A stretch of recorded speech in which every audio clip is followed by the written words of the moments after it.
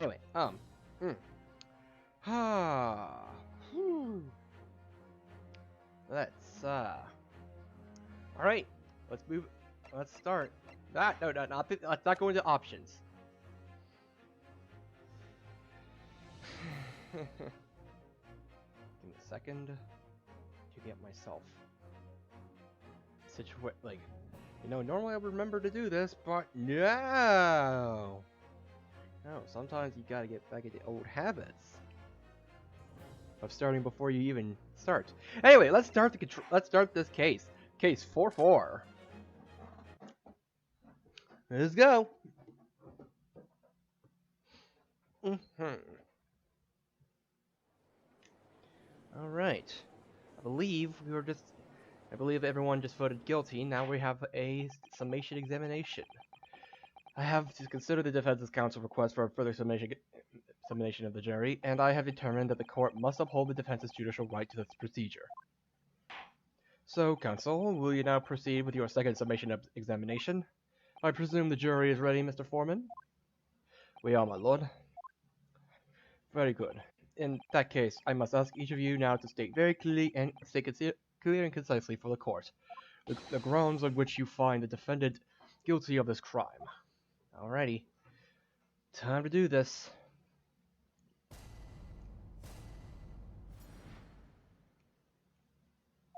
The accused left behind evidence at the safe, didn't he? Those 3 books of his. If there was some novel alternative explanation of how the victim was stabbed, I might reconsider. Even if the woman was throwing books, it can't be related to this crime if the window was closed, can it? Dearie me, it was only a little book, hardly life-threatening even with a direct hit. Look, I just want to get this over with. If I don't bring home some pay tonight, I'll be in a tiny bit of trouble. Oh, cut the thing of it. They gave me the sneezes. Wait, what? The sneezes? What?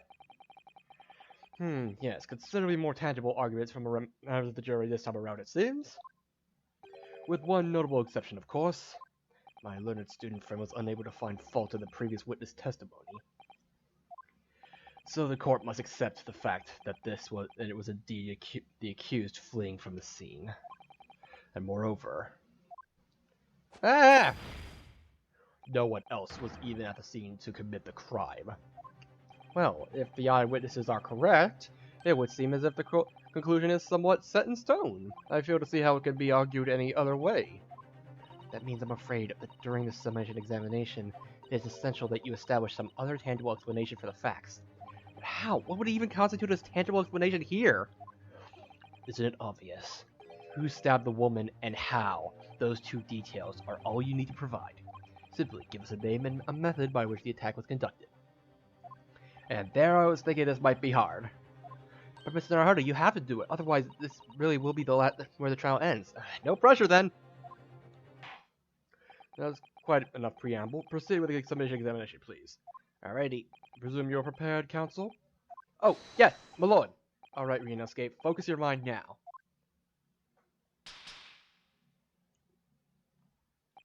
Clearly the key to the summation examination is going to be juror number 4, the maid, or should I say, Mrs. Garadeb.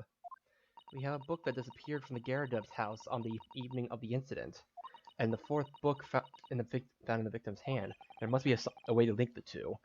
Yes, that's what we have to find, using every technique I've learned in my short career so far, whatever it takes. Don't forget to keep an eye on Mrs. Garadeb and how she reacts, even to the things other people say. Alrighty. It's a little interesting, just the fact that she's actually in the juror seats. Like, what? No, not yet, not yet. We're pressing. Hold it! But as we know, there were 4 books, not 3. Well, what difference does it make? There's every possibility that the 4th book, in fact, belongs to the defendant's landlord.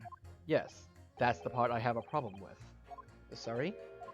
Well, at the point the woman was stabbed, this landlord fellow was at home, wasn't he? Enjoying a fiery scrap with his wife or something you say. Yeah, that's not exactly how I put it, no. Well, anyway, the point is, the fellow and his wife were somewhere else when it happened. I think that's what you call a strong alibi. So it could have been the landlord did it, which it only leaves the Nigonese fellow. Honestly, I can't see what all this palaver's about. It's a done deal, isn't it? I suppose it is, since I have nothing witty left to say. If there was some novel alternative explanation of how the victim was stabbed, I might reconsider. So, you might be willing to change your decision, you mean? Oh my, such a delight on your face, but I'm afraid I shan't be swayed by emotion. Despite what you may think of me, I am a very modern, metropolitan, and rational woman. That's great. If one reads the morning papers, it's all forgotten by tea time, isn't it? So why read them in the first place? You see, modern, metropolitan, and rational thinking, wouldn't you say? And not at all extreme. And as I see it, an overwhelmingly suspicious Japanese man has been implicated by an overwhelmingly strong testimony. So despite one or two minor puzzlements, I do declare the man is overwhelmingly guilty. Modern, metropolitan, and rational logic, wouldn't you say? Overwhelmingly. But us modern gals are always delighted to embrace new fads, you know. So I'd be only too happy to consider an exciting new theory if you could come up with one. I'd be happy to do that too, if I could. Let's do our very best not to disappoint the modern and metropolitan young lady. Right, and rational. I'm glad you admitted rational. Ah! Even if the woman was throwing books, it can't be related to the crime if the window was closed, can it? But what about the possibility that the window was open? What about it? I mean, there's just no way it could have been. How can you be so sure? The prosecutor fellow over there said it earlier, didn't he? Winters in London are no joke. You don't want to invite that so cold indoors. So, no, that window wasn't open. Us Londoners are like sitting by the fire and saying warm, see? But you couldn't categorically state that the window wasn't open, could you? Yeah, especially if there was smoke filling up the room. It just wasn't. They wouldn't have opened it. Then what's the point of even having windows, huh? Counsel, you will kindly refrain from childish bickering. Oh, sorry. Somehow I need to show there's an undeniable possibility that the window was open. Because this young man isn't going to budge otherwise. Okay. Dearie me, it was only a little book, highly life-threatening even if it was a direct hit. But the little book was on fire at the time, was it not? With flames of love, I'll have you know. There's really no such thing as a loving incendiary bomb. Well, he brought it upon himself his playing with fire to betray a fiery love. Isn't it? Well, don't you agree? Well, any kind of betrayal is certainly a bad thing, yes.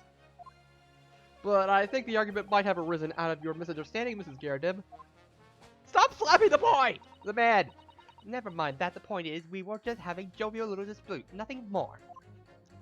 And I won't have you have any more of these suggestions that was anything whatsoever to do with the crime. Right, well, we'll see about that. But what about juror number 5? He doesn't seem to be turning a hair at Mrs. Garrideb's relentless onslaughts. It's almost as though he's used to it. What a gentle soul he is. Or just not feeling it, or like, look, I just want to give it. You just want to get this over with? How can you sit there and say something like that? A man's future is at stake here. Well, him and me both then, like I said before. What? I told you already, I'm a day laborer, aren't I? If I don't bring home the readies with me tonight, you'll find me floating face down in the Thames tomorrow morning. What? You heard me. My missus isn't one to mess around. You know, she can be fierce. Believe you me. Another shining example of marital bliss then. A situation like this cropped up the other day. It was, well, you know, it's funny, but I can't quite remember. Sorry? It was too frightening, that's the thing. I must have blocked it out. Helpful. I wonder if Mr. B will ever be dragged into the Thames by his scarf. Don't even go there, Mrs. Sato. There must be some way to jog his memory about this.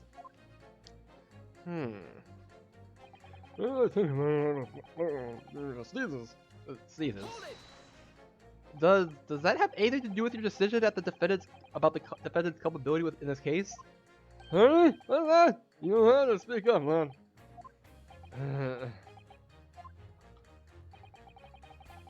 Could you tell us more about the fire? It was my last winter. It was last winter. My grandchildren baked me a lovely cake on my birthday. And there's 75 candles on top of it. Oh my gosh! That... Do you want any cake with that? You put candles on a cake? Was it some kind of devil worship? Of course not. It was an angel cake. To celebrate my birthday, obviously. It seems like a common custom to your cousin in Great Britain, Mr. Naruto. Anyway, I messed it up on my puff to blow them out.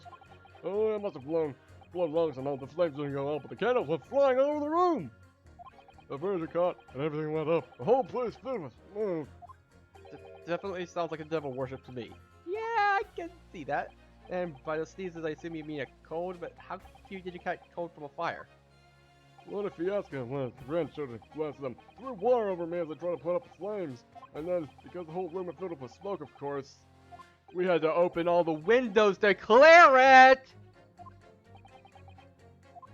The fighting winter, hair rushed over me like devil dancing on my grave did. I caught a terrible cold from him. It put me in the hospital for a while. I won't forget that birthday in a hurry. I knew it was devil worship all along, but something about this old man's story is playing on my mind for some reason.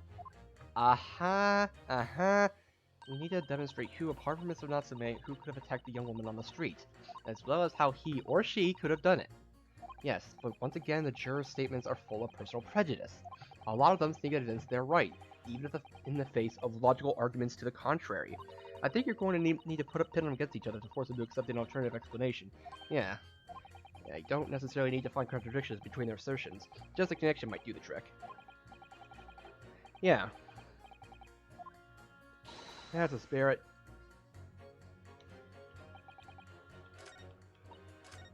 Okay, did juror number 6 change his... Okay. Press this again. Did you change your statement from before? Well... Yes, it was on my birthday. I couldn't let it go unremembered. I'm sure the defendant will be delighted that you're using his trial to explore your past. And how's that memory related to the case exactly? Huh? Sorry. What? You have to speak up, I'm afraid. Never mind, he's as deaf as a post. When he wants to be. But actually, this old man's anecdote might just provide an alternative explanation I need to make up my point. Like to some of the other jurors. They're kind of laying it on thick. We used unlit candles on my birthday this year. It's safer that way. Oh, couldn't you have it outside? Like over cement or the road? On the sidewalk? Away from the house? I'm surprised that in all my birthdays, I never had my candles never had an accident like that. I just was able to blow them out. Anyway, let's pit this guy against... Bam. Objection. These two juror statements clearly contradict one another. They do? Exactly, Consul. Don't point at me again. I told you it wasn't me. Huh? What did you say? Speak up, man. Speak up. Juror number 3. Do you see? Oh, me? See what, sir?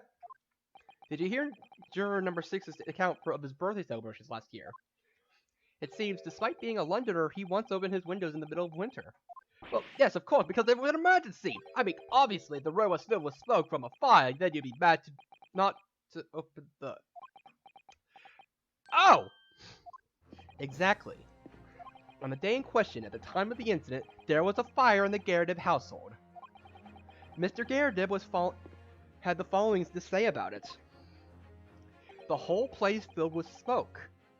Oh, my hat! Therefore, to clear the smoke, either Mr. Garrideb or his wife almost certainly opened the windows. That, you cannot deny, would be in no way out of the ordinary. No, I suppose it wouldn't. When you get to my age, you learn a thing or two, you know? And I could tell you. You'd have to be a prize idiot not to open the window if there was a fire, eh? Yes, of course! I think I need to reconsider my statement. Yes, please do. That's a step in the right direction, I think.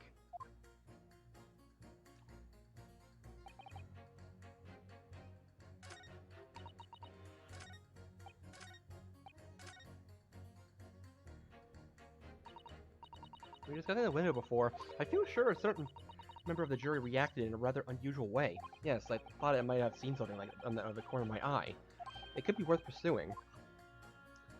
Yes, pursue jurors to catch them off guard. That's a secret. Okay. Okay. I'm guessing that we had to do that. We had to pit him again.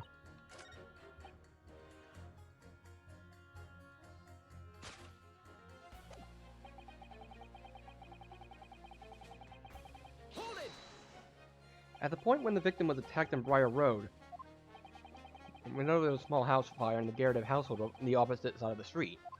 Well, yes, it certainly seems that way. Count the smoke, I imagine they would have had the windows open in spite of the cold. You know, Mrs. Garrett was throwing flaming books at her husband. Her husband, who was backed into a corner by the window due to his wife's friendly attack. Yes, that's right. There's definitely a chance that one of the books could have flown past the man and out the window. Excuse me. Juror number 4, do you have something to say about that? Jesus. Mrs. Garadeb! Oh, dearie me. What's the meaning of this? How dare you imply that I'm hiding who I really am? It's imperative that you confirm something for the courts. So please, it's time you drop the pretense now. What is this? When the fire started in your house that day, did you or your husband open the window? What? I beg your pardon. What are you insinuating? The room would have been thick with smoke after the carpet and bookcase caught fire as they did. In a situation like that, it's inconceivable how you wouldn't have opened the window. And what if we did? Oh, alright then. Yes, you're right. My husband was frantically trying to open the window, which can't have been easy since I continued to give him a justly deserved book battering. Even though your house was on fire? Yeah, I think this might call for some like marital counseling or there's a word. They're gonna be on trial at some point, I'm sure, for all this. Oh, he never stopped throwing until the anger subsides. It would be terribly bad for the nerves to do otherwise. Yeah, how dare we be rational? Of course, I should have realized. It's a significant step forward, Mr. Naruhodo. You've managed to establish the window was open. We simply must have that added to Mrs. Garadeb's formal statement.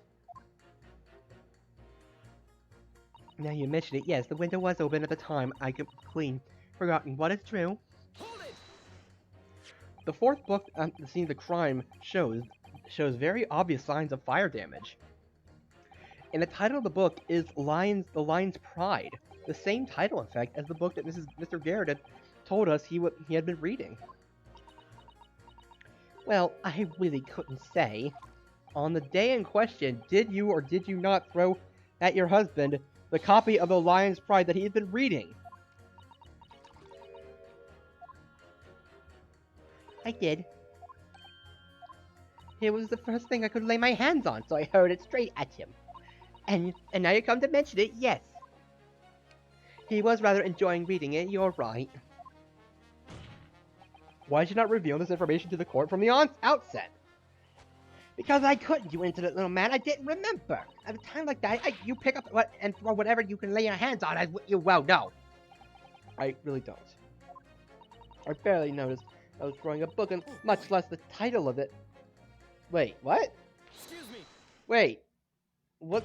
Juror number 5. You know something. I've remembered what it was. The memory I blocked out. Huh? It was listening to what this granny was saying. brought back flooding back. What do you call a granny, you cheeky little devil? I'm Mrs. Garrett, or the maid, I'll have you know.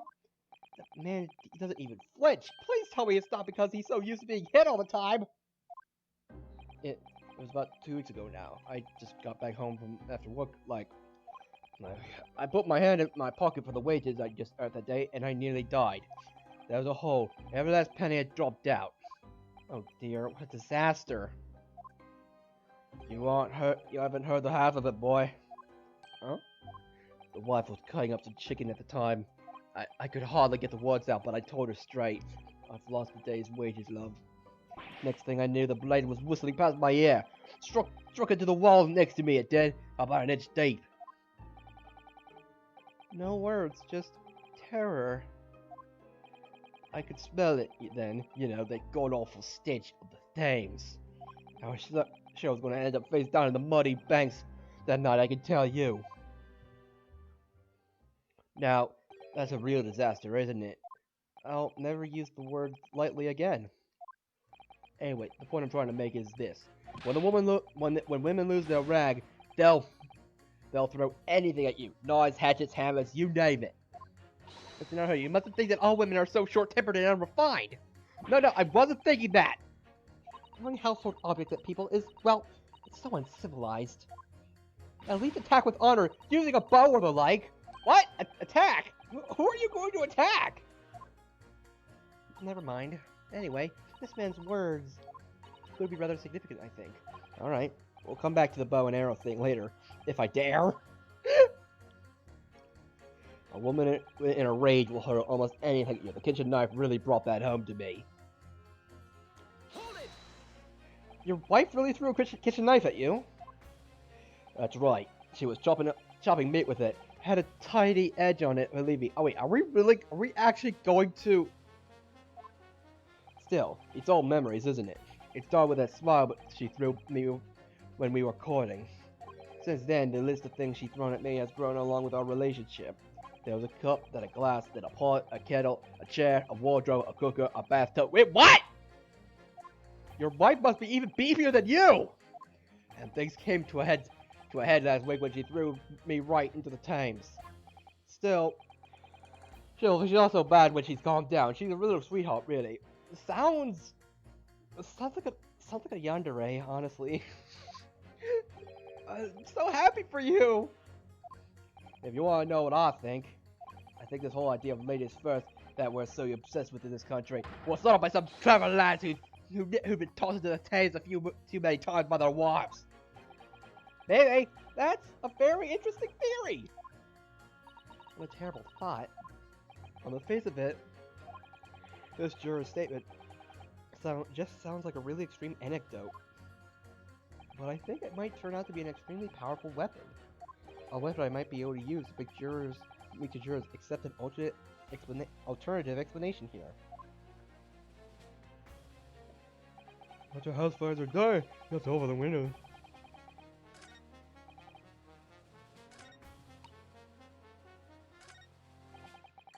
Are we going to... Are we really going to bring this up? Objection. We're actually going to do it! Those two statements have a deeply significant connection. Good grief, you mean they don't contradict each other? Explain, counsel, at once! German number 2, do you think perhaps that this could be one such novel alternative? Oh my, what do you mean? An alternative explanation as to how the victim was stabbed in the back. Are we really gonna go with this? Are we really gonna go with this? What are you talking about? We demonstrated that the 4th book, The Lion's Pride, was found at the scene of the crime. Originated in Mr. Garrideb's room on the top floor of his house. Therefore, it's equally possible that some other object besides the book could have found its way from the Garrideb household to the street below. This is ridiculous! This is ridiculous! What's that now? After all, Mrs. Garrideb could have thrown any number of different objects at her husband. This is really weird! Isn't that right, juror number 4? You insinuating now, you little beanpole! I'm beginning to think that ever since the true origins of this book came to light, perhaps she's had a feeling this might be what happened. Now you listen here, you Eastern Gala. As a foreman of the jury, I demand a straight answer. You give us this yarn about some other object making its way out of the house, but what? What was it?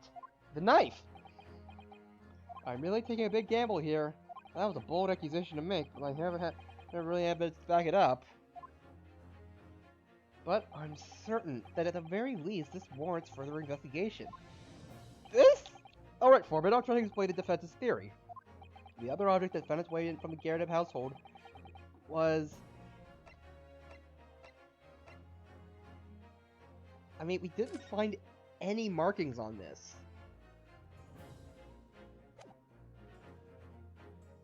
But maybe, just maybe, during before Mrs. Scaradib. What? What now? I must apologize in advance for this. But I need you to confirm something else for the court. This knife. Have you ever seen this knife before? Lord Counsel, what on earth are you doing? That's the weapon that was lodged into the victim's back, man!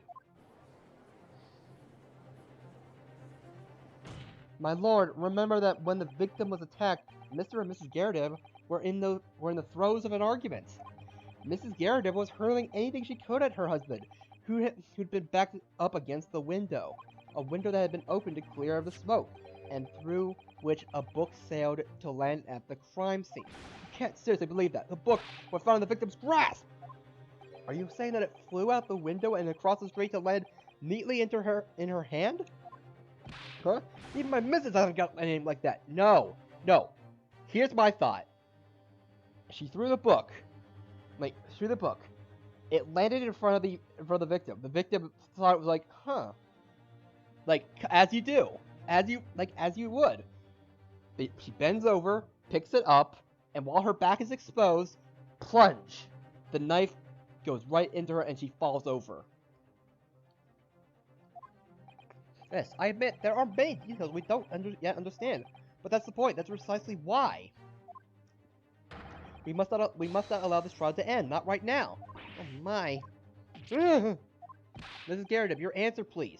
Have you seen this knife before or not?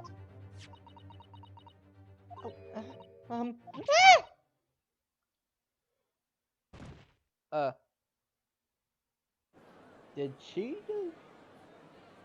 My lord! My lord, I wish to change my decision. I'm a woman of my word after all. Thank you, madam. Yes, I agree. I certainly didn't see this coming, but I just don't think it would be right for this trial to come to an end now with so many unanswered questions. Mr. Foreman! I'd have to agree. Not that I think that Granny did it, mind. Yes, you know what? I'm not quite happy about this at the moment either. All together now, ladies and gents.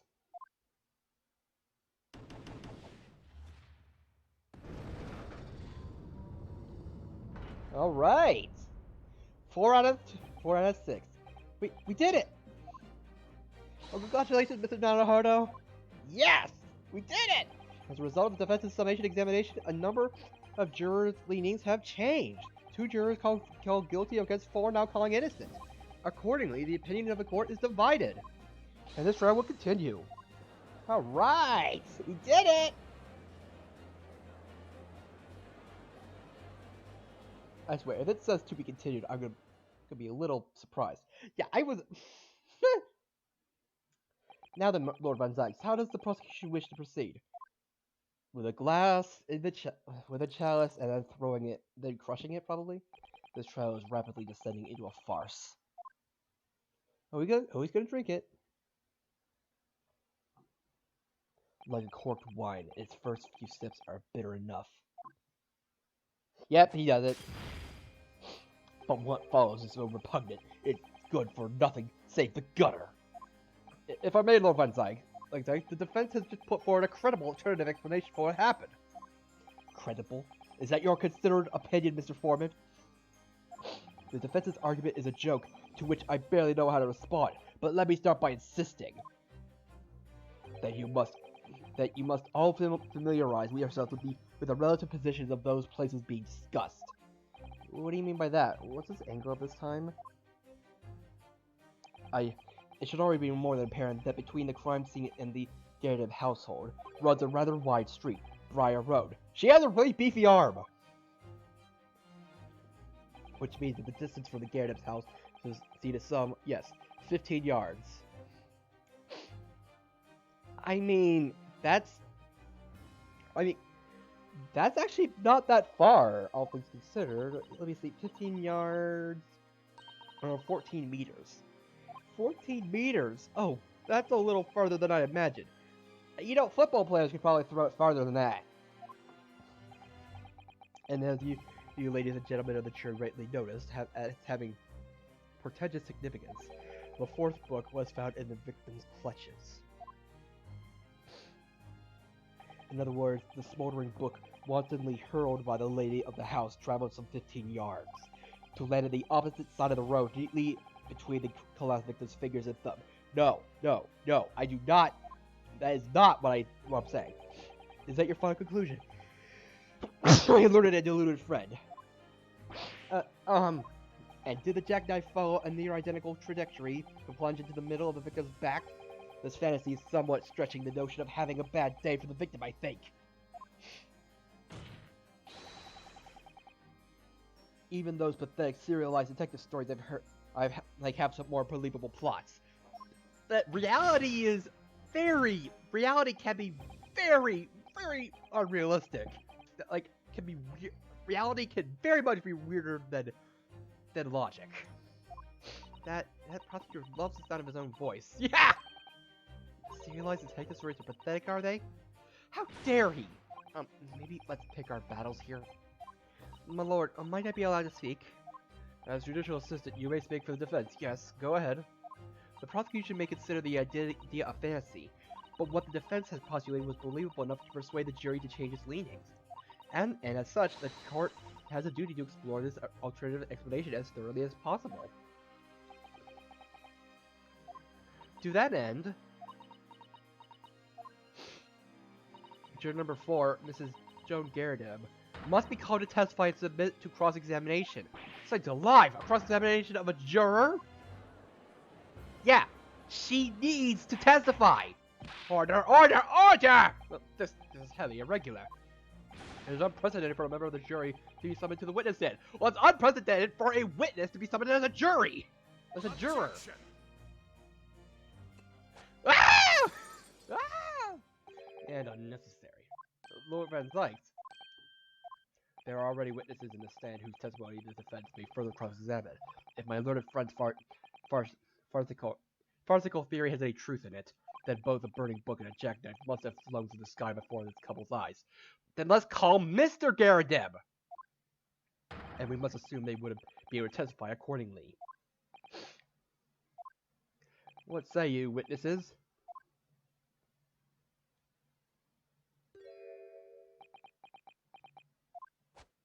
Yes, sir! Constable Rolling Bait reporting for duty, sir! Well, good morning, officer. Sorry for dozing until now. Sir! I have a report on account of a villain who's appeared on my beat, sir! Oh, they are so heroic, these London bobbies. Patricia, my darling, I've been neglecting you, but no more. Oh, Rolly, my hero, you make me swoon. Blech. Very well. I hereby reject the defense's request. Come on! And order the witnesses to stand and testify again. State forthwith to the court any details pertaining to the defense's alternative explanation of events. Yes, sir! We can work with this. We'll work with this. We'll figure something out. I'm sure. This case has nothing to do with Mr. and Mrs. Garadeb. Believe me, a London Bobby is good for his word. You see, sir, the windows of the top floor of the Garadeb household are top-hinged casements. Obviously, if anything had been thrown out of the window, we would have seen it. I did leave the scene to go and fetch help, but my trusty Rolly was there to make sure nothing was disturbed. I didn't take my eyes off the crime scene for one moment, sir. Nothing strange to report on that front, sir. Well, this is quite startling. Top-hinge casement windows? That detail was not in the police report, Constable. Yes, sorry about that. I must have been a little drowsy. You cannot excuse your sins with drowsiness every time, Constable. No, sir! I'm sorry, but what exactly is a top-hinge casement window? Yeah, I wanted to know too. And you cannot excuse your ignorance with such trite remarks, my learned friend. Of course, sorry.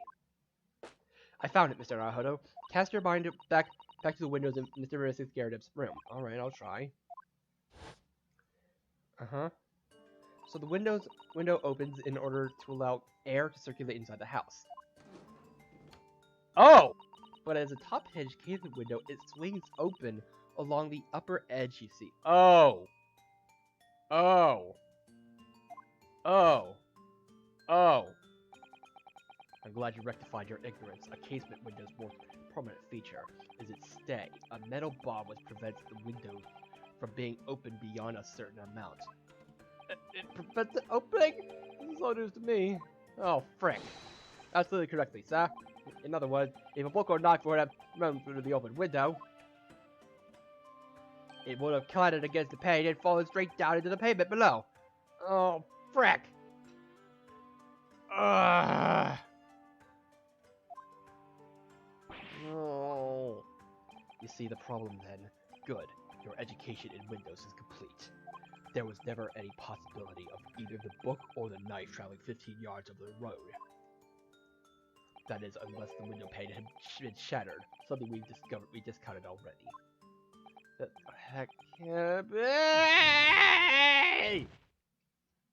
Yeah, really? The young Japanese man just collapsed in agony. Oh yes, my darling, I saw it. I saw how he crumbled before me. Oh, Rolly, you so strong. Blech. How is this happening? I haven't even started the cross-examination yet, and already my argument's been destroyed. Counsel, if you could drag yourself up right again, the court awaits your cross-examination. My lord, oh good, another desperate situation, warrior.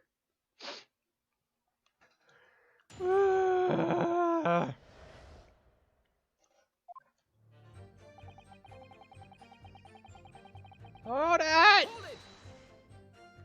How can you say that for certain? A very good question, sir. And the answer is this. Here is the noble founding principles of the force written on it as a reminder to all us policemen of our sworn duty.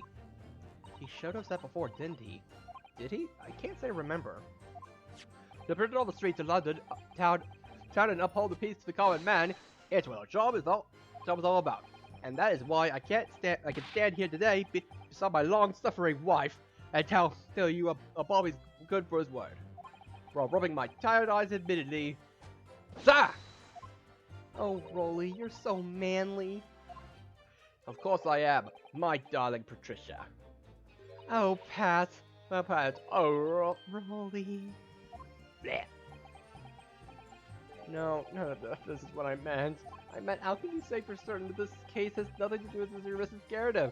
I see, sir. You should have said so earlier, sir. Yes, well, could you answer the question? It was a waste of time then. Absolutely, sir. I will answer to the fullest of my ability, sir. There's a surprisingly reason why Mr. and Mrs. Garrido's domestic dispute can't be related to the case. But before I get into that, sir, just one thing. Yeah? I very much like you and all your countrymen to understand the great British institution of Scotland Yard. So I hope you'll take back some tales of us London bobbies and how we uphold the guiding principles. I wasn't planning on going back just yet. I've only just arrived here. So to that end, sir, I'd be happy to lend you my walk card for your perusal. But I must warn you, you won't be able to use it won't be able to get through it without shedding a few tears. Thank you. I'll try. Well, at least he got some evidence. We might actually get... It says that. Top windows. We might be able to get... Let's see if we can glean anything from. A policeman will strive to preserve the peace on his allotted beat.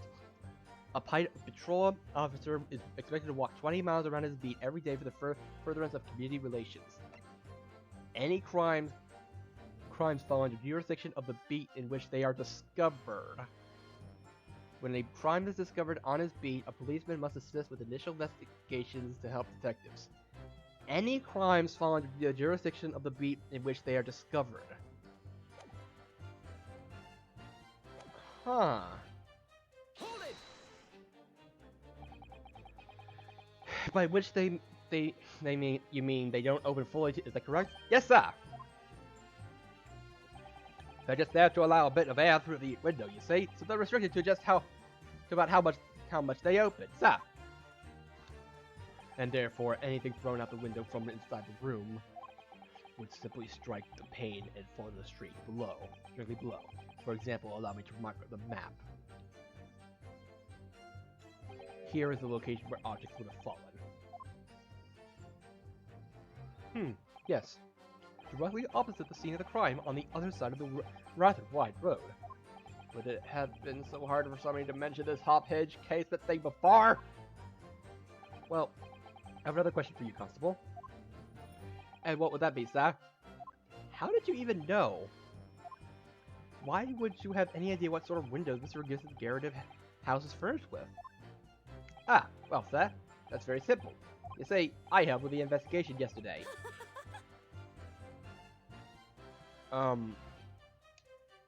Excuse me, ma'am? Do you have something to add, Mrs. Beat? Sorry?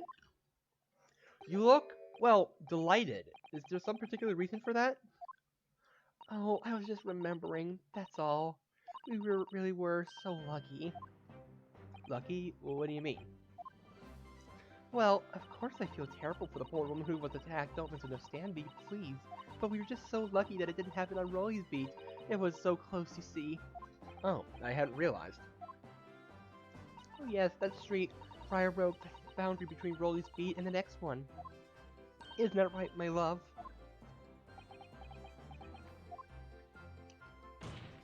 Constable Beat. And he's gone. Huh? Oh, yeah, yes, that's right. That's the reason I was helping out with the interviewing the occupants of the Garret household yesterday. Their house is on my beat, you see. Sir! Huh, that really was cutting it close then. Constable, I wonder if you could clarify something. If the Garret household is on your beat, does that mean that the pavement next to it is as well? Outside Mr. Garret's house? Yes, ma'am. The pavement on that side of the road is part of my beat. I see. I was unaware of that. Just think, if a woman had been attacked just on the other side of Briar Road, we would have never been able to go for that meal to celebrate our wedding anniversary. Wait a minute. But that's the life of a Bobby after all. Extraordinary people are Bobbies, tirelessly working for the benefit of all Londoners. You know what I think? I think it was the good Lord's way of rewarding my Rolly for all his hard work. Don't you think so, my darling? That must be it, Pat, my love. That must be it. I think we should make sure we have that information officially on the record. Leave it to me, Mr. Naruhodo. I'll take care of it immediately. All right. Outside Constable Beat's beat. And now it's my turn, I think.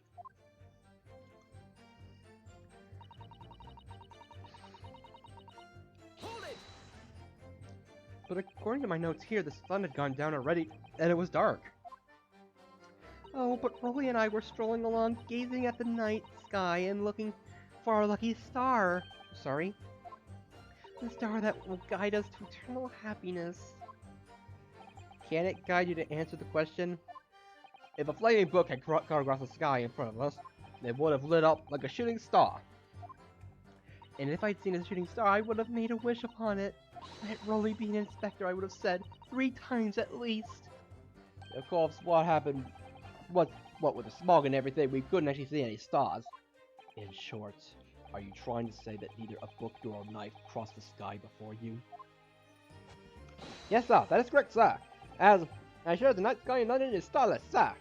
Clearly seems to be telling the truth. And then we saw the poor woman fall to the ground, and so we ran straight over to help her. I did leave the scene to go fetch help, but my trusty Rolly was there to make sure nothing was disturbed. Hold it! Yes, you said you went to a nearby police box to fetch another officer, is that right? That's right, yes. If it had been on Rolly's beat, I would have known exactly where I was going, of course. Don't feel bad, my love. You can't be expected to know the location of every police box on every beat. So Rolly told me the way, only I sort of got a little lost on the way.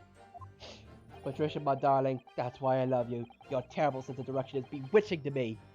Huh? Oh, Pat. Oh, Rolly.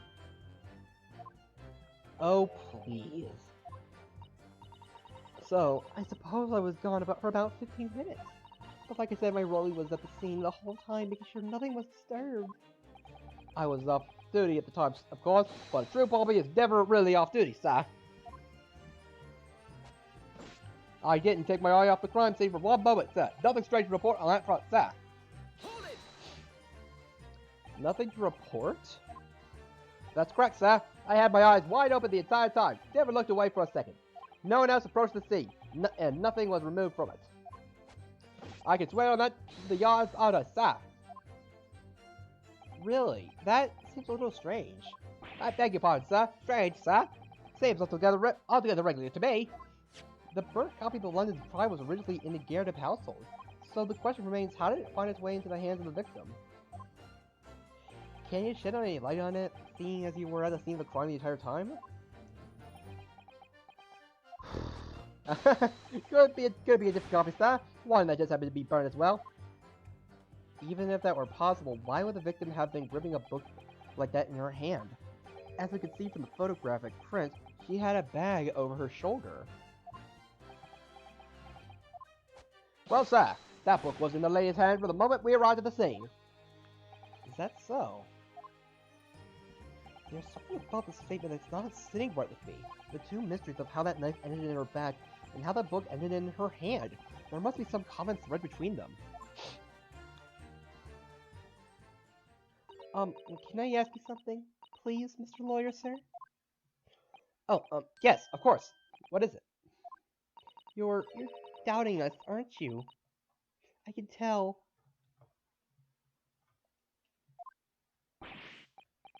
Well, I wasn't really, I mean, what's she doing? Please, just because I'm a woman doesn't make my testimony any less valuable. You might just see me as a wife of a policeman, but I'm a woman of my word. I am. I really don't remember ever suggesting that I doubted you. No excuses. I don't want to hear it. My voice will be heard. My lord, you will let me speak, won't you? Yes, Mrs. Beat. I will allow you to supplement your testimony if you so desire. Sometimes the path of least resistance is the sage one. That was very loud mutter. I heard that! That Japanese man thinks a policeman's wife's word counts for nothing, does he? Well, watch out, sir. I might let you get away with something like that, but I really won't. Duly noted, Mrs. Beat. Please, I humbly ask you to continue. What could she possibly be about to say, I wonder? I know what I saw. My eyes never let me down. My sense of direction is a little off sometimes, though. Hold it! Mrs. B, nobody's questioning what you told us. I saw what I did that evening. I saw it clearly. The little Easter band and the whiskers and the funny curve, like in their current funny curved back, slinking away from the scene. And I know what I didn't see as well. I didn't see any flaming books or knives flying through the sky. All very clear. You also mentioned something about having a poor sense of direction? Oh, yes, well, that's a little embarrassing, really. I'm always ending up at the wrong place when I've made arrangements to meet Rolly. He gets ever so cross. Excuse me. Constable Beat, is there a problem?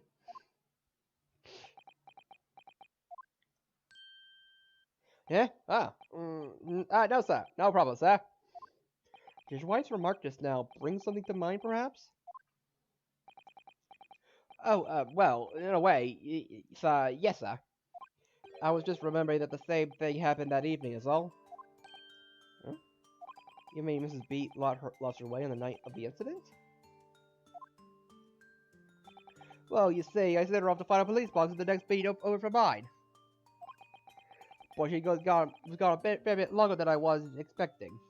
I thought she'd be back inside 10 minutes, but my darling was gone a good 15. Oh, Rolly, you're such a tease. But the reason I was gone for so long was because of the bouquet, silly. The bouquet? Sorry, what bouquet are we talking about? Oh, it was a present for our wedding anniversary. Rolly's so romantic. He signed up with it with farthings and halfpennies he found in the gutter while doing his rounds. Yes, how romantic! I'd forgotten all about it until just now, had you, my darling. Ah! Yes, but that was just between us. No talking about it to anyone else, darling. You have to Really? Oh. What was that all about? Constable B looked very obviously troubled during that exchange. I'm afraid I'm going to offer you any useful insights, Mr. Naruhodo, but I'm sure for one thing, you have to ask Mrs. B about the bouquet. Mrs. B, this bouquet you just mentioned, I'd like you to add details about it to your testimony, please. Oh, really? Yes, I'd love to. He seems a little on edge. My bouquet had ended up losing my way for a while. Hold it! You mean you dropped the bouquet at the scene of the crime? Yes, that's right. I was so upset when we ran over and saw it was a woman with a knife in her back. I was so shocked I dropped the bouquet Roller gave me. It was in a dark spot where the streetlights weren't casting any light, so I didn't notice at first. And then you went to the police box to report it to the policeman whose beat it was on? Yes, and I came back to the scene all together with the other couple, you see. That's when I spotted my bouquet again. But the funny thing was, when I went to pick it up, it was nowhere near the victim's body at all. In case you need reminding, Mrs. Beach, the victim is not deceased. I was all flustered for a moment before I heard a voice calling me from the other side of the road. Your husband, presumably? That's right, silly me. I'd gone over the wrong side of the street. Although, I'm going to blame the bouquet this time. I can't think how it got there. I really can't. So the bouquet somehow moved from one side of Briar Road to the opposite. Curious indeed. Isn't it? But the worst of it is, I forgot to pick the bouquet up again when we left the scene. That beautiful rose really brought with me with that change from the guitar from the guitar he's been so long collecting. By bouquet, do you perhaps mean this sorry solitary rose? Oh, yes, that's it. That's the bouquet Roy brought me for our anniversary with the old bits of chain he found in the gutter. Maybe he just called her Rose? Tell us, Lord Van Zykes, where did you find that flower? According to the report by the police officer in charge of the crime scene investigation, it was found on the edge of the pavement in front of the Garrett household. In front of the Garrett's house? Although it wasn't noticed until the morning as it lay where the street lamps cast no light. It was believed to be no relevance to the case, since it was found on the opposite side of the thoroughfare. Oh, thank you, sir, thank you. Can I have it back now, please? No, I think it's good. For good measure, the rose should be added to the court record as evidence. Oh. Huh. But it's a symbol of our love. I want it back at the trial, do you hear me? I want it back! Good grief, rest assured that I shall do my best not to forget, Mrs. Beat. I didn't take my eye off the crime scene for 1 moment, sir. Nothing strange to report on that front, sir. What happened was I dropped the bouquet and ended up losing my way for a while.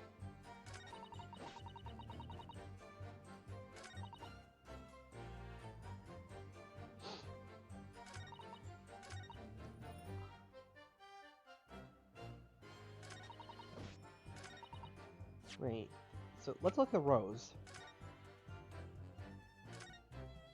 It's very stylish paper the flowers wrapped in, isn't it?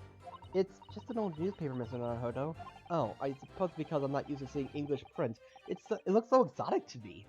Oh, I see. Is something wrong? Oh, no, I was just thinking that if you wrapped a stone-baked sweet potato in English newspaper, it might look like some sort of fancy cake. As a side aside, you do love your cakes.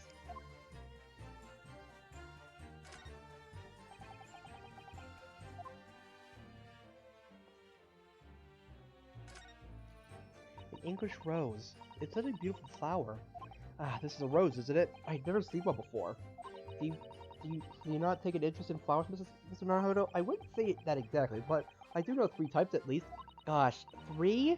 Yes, plum blossom, peach blossom, and cherry blossom.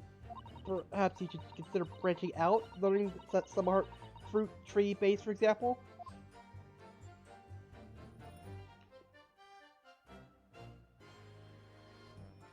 Nothing really interesting. Nothing really to note.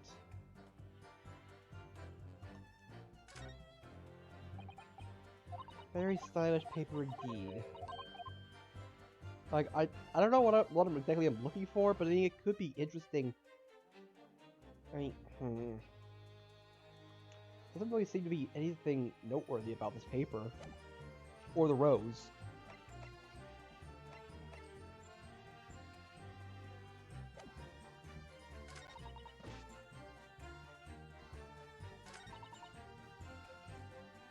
So wait a minute.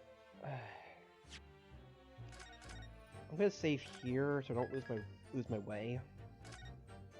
Just possibly, is it possible that Objection! no? That reveals a damning inconsistency in that last statement. Damning, you say? As I look at you, Counselor, I see your trembling hand, note your pale expression, and your perspiring brow. Huh? It seems to me that is the damning inconsistency here, with a misplaced confidence in your assertion. He's a damning tongue. You invite it, sir.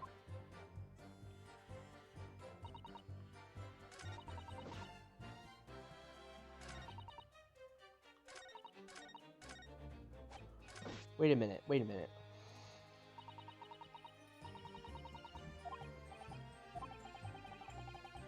Has been troubling me all along. But believe me, I'm starting to get a picture of what really happened here. The fourth book that had no business being at the scene of the crime made me sure that Mrs. Garrett was hiding something from us. But it became increasingly clear that someone else had been hiding something from us as well. I think I may already be armed with something I think I need to strike a decisive blow here. This time it's going to expose the whole truth about this mysterious affair.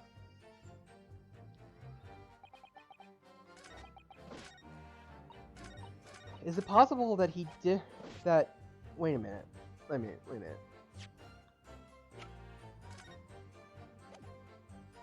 Objection!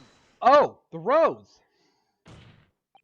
You claim, Constable Beat, there was nothing to report in the 15 or so minutes you were guarding the scene, but that cannot be. What? What do you mean to say? In your testimony just now, Mrs. Beat, you explained to the court that when you arrived back at the scene of the crime, with a policeman assigned to the beat, the bouquet you had dropped at the victim's side was no longer anywhere nearby. Objection! Yes, on the opposite side of Briar Road, where the victim was attacked. The thing is, if it disappeared, how did he not notice? Considering the size of that meager bouquet, if a single sorry blossom can be so described. No doubt it was blown by the wind across the street. Back into the gutter where it belongs. Meager? Objection! But if that were the case, why did Constable Beat not testify to the fact? Yep, we got him. No one else approached the scene, and nothing was removed from it. Yep. Constable Beat swore to that on Scotland Yard's honor. But the bouquet belonged to me. It had nothing to do with the case. That's why Roy didn't mention it, I'm sure. No, because sadly, it's not only your bouquet we're talking about here. It's your love! More than one thing in this case is mysteriously the wrong way around. What are you talking about? Think about it. Besides Mrs. Beat's bouquet, there's Mr. Garrett's book. Mr. Garrett's copy of The Lion's Pride, which was thrown out of the window by his wife, would have struck the pane of the casement window and landed here on the west side of the street. And yet, it was actually found on the opposite side of the road in the victim's hand. Meanwhile, according to the testimony we've heard, Mrs. Beat's bouquet should have been dropped here at the scene of the crime on the east side of the street. But in fact, it was actually found here on the opposite side of the road in front of Mr. and Mrs. Garrett's house. Don't tell me. Did he move her? Did he actually move the scene of the crime? Did Constable Rolly move the scene of the crime? There's no logical explanation for those things. Unless somebody deliberately moved them. Did he move them so he wouldn't have to be... Oh my gosh. Did he? What are you trying to say? The way you're talking, it sounds like you think my Rolly done something wrong. Don't listen to what that scrawny lawyer says. Wittering on about books and bouquets. Why should we care? It's nitpicking, that's all what it is. Oh good, Mrs. Garridib come round. You might call it nitpicking, Mrs. Garridib. But deliberately meddling with the scene of the crime is a criminal offense. It's called, perjury? Tampering, Mr. Naruhodo. But the person responsible for this tampering cannot admit to it, for a very subtle but compelling reason. Objection! Tampering. You barely heard the term before. Tell us, my learned friend. Who would possibly have caused to carry out such an elaborate deception? Yes, there's someone who tampered with the scene of the crime that evening. All the evidence and the testimony points to that one particular person. Also, was the man that you substantiate its conjecture.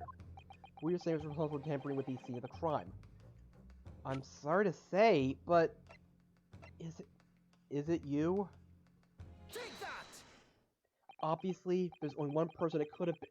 And if he did move the scene of the crime, it would also mean that it is possible that the knife and book could have been thrown out the window.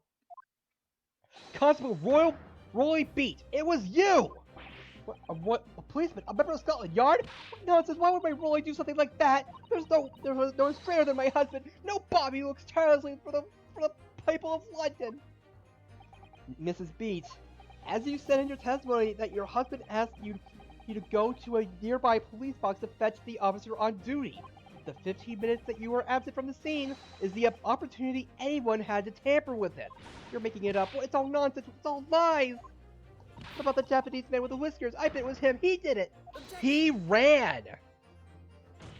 If that was true, Constable Beat would have seen him do it. And forgive me for pointing it out, but when you dropped your bouquet, Mrs. Beat, it was after the defendant had fled the scene. Well... Objection! First you make accusations about the landlord and his wife, and now you incriminate a policeman as well. But your accusations lack one very important thing. You claim the crime scene was tampered with, but there's only one reason anyone would commit such a reckless crime: to hide something. That's right, he's right! But my husband and I just happened to be there, that's all! The thing is, he wanted some sleep! So why do we have anything to hide? Makes sense, it was just right there! It's all right there! You offer no motive for this alleged tampering, and until you do, our accusations are nothing but empty threats. Constable Beat has a very good reason for wanting to tamper with the crime scene. As the key to this entire affair. Mr. Naruhodo, have you solved this mystery? We got it! Counsel, you made a very serious accusation against a London police officer. If you are mistaken, I am sure I need not point out that your reputation as a lawyer will be irrevocably damaged. I don't care. That stark warning of mine, I will now explain to the court the motive for this alleged tampering. Yes, my lord.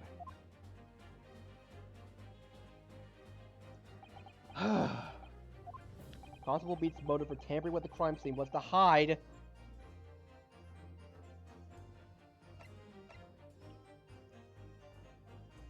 where the victim fell.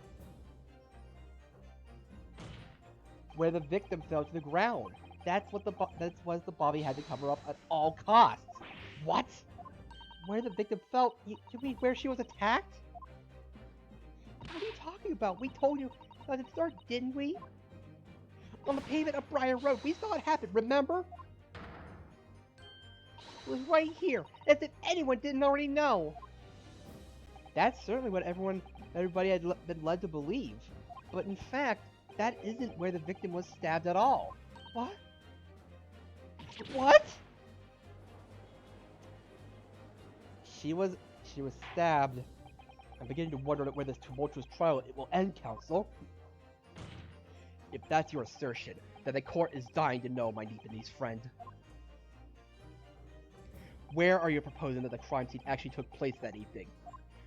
Right here. Take that! But that's on the opposite side of the road. I don't understand.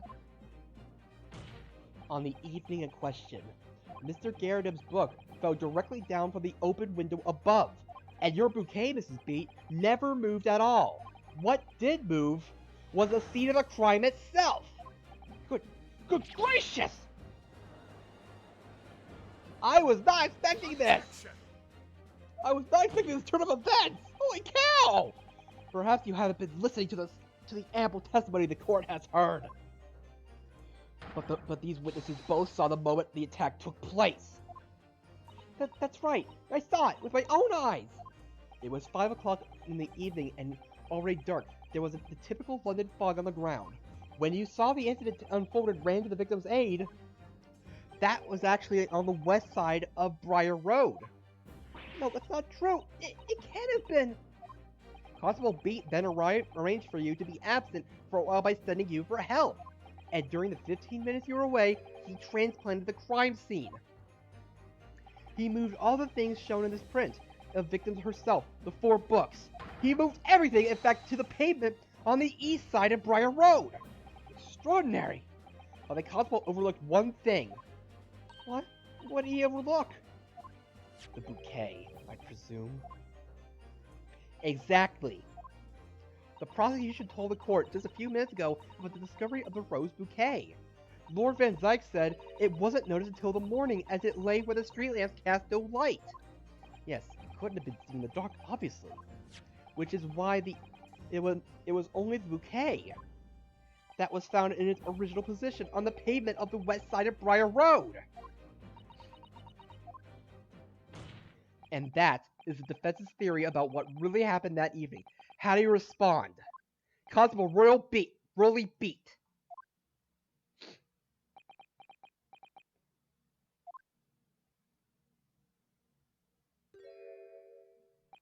Well, I'm very sorry. I didn't mean to nod off again. Well, I haven't slept properly in a month. Did I miss anything important? Oh, Rolly, it isn't true, is it? What the lawyer said is all lies, isn't it? I know it is, because you're the most upstanding, righteous man I know. I had a dream, a terrible dream. All the things I did that night. Everything come out, everything exposed. Oh! Only, it seems... it wasn't a dream at all. Good golly! Ah! Order! What on earth is the meaning of all this? Oh, Rolly, why? Would you do something like this? Moving a corpse is a criminal offense, isn't it?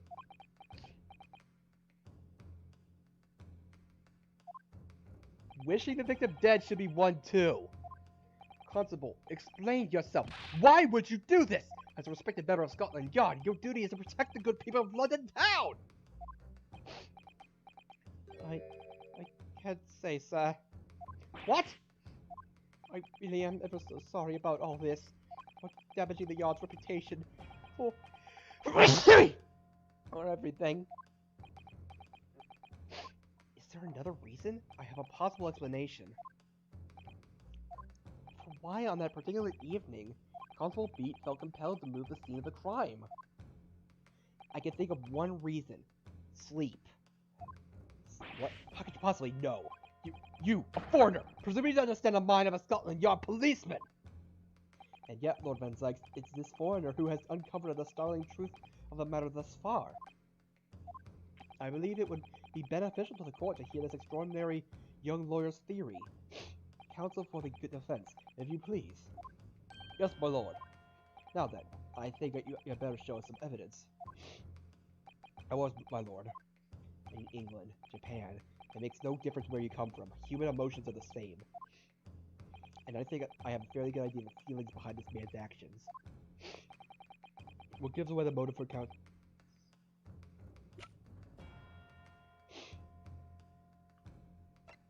It has to be this.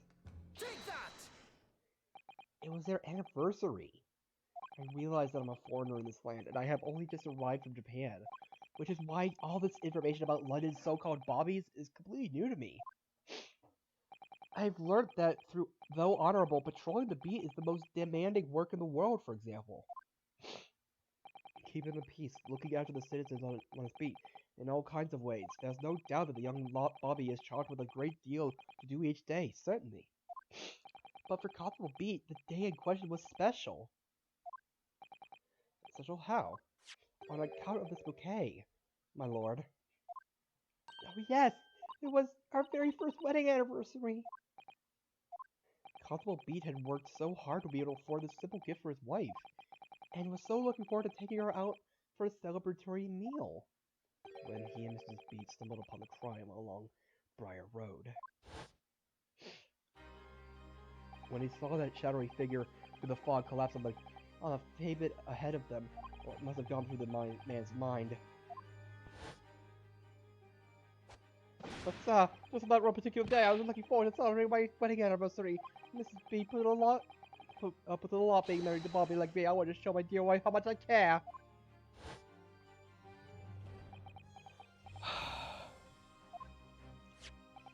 This is the warrant card that Constable Beat offered to me earlier. Inside, among the rules for patrolling policemen, it says, when a crime is discovered on his beat, a policeman must assist with initial investigations and help detectives. Huh. Constable Beat. Is that, or is that not the reason why you moved the whole scene of the crime that day? Yes. Everything you said, it's alright. So that's it. It was all to do with the boundary of your beat. Oh. Exactly. I really hope those two don't get separated. They're good. They're perfect for each other. To summarize, the incident actually occurred on Constable Beat's beat. Oh, gracious, Constable! Do you realize the gravity of what you have done? It was the first time since I became a copper that I'd ever cursed God. Stay close to me, Pat. A criminal could be lurking it somewhere. As we ran over to the scene, I had every intention of doing my duty as a police officer. We got to report this to the station as quickly as possible. But then it dawned on me. I realized where we were, where the victim was lying, and what that meant for me. When a crime is discovered on the a policeman must assist with initial investigation to help detectives. Why here? Why did this have to happen to me? And why tonight of all nights? Why?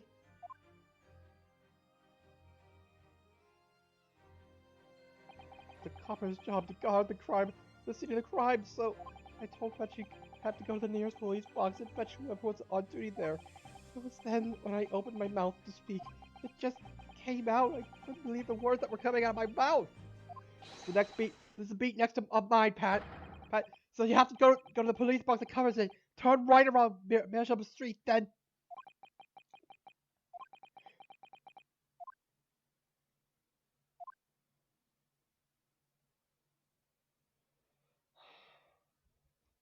Holy cow.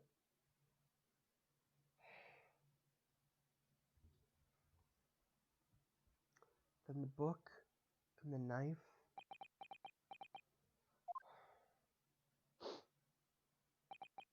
I'm sorry. I'm so sorry.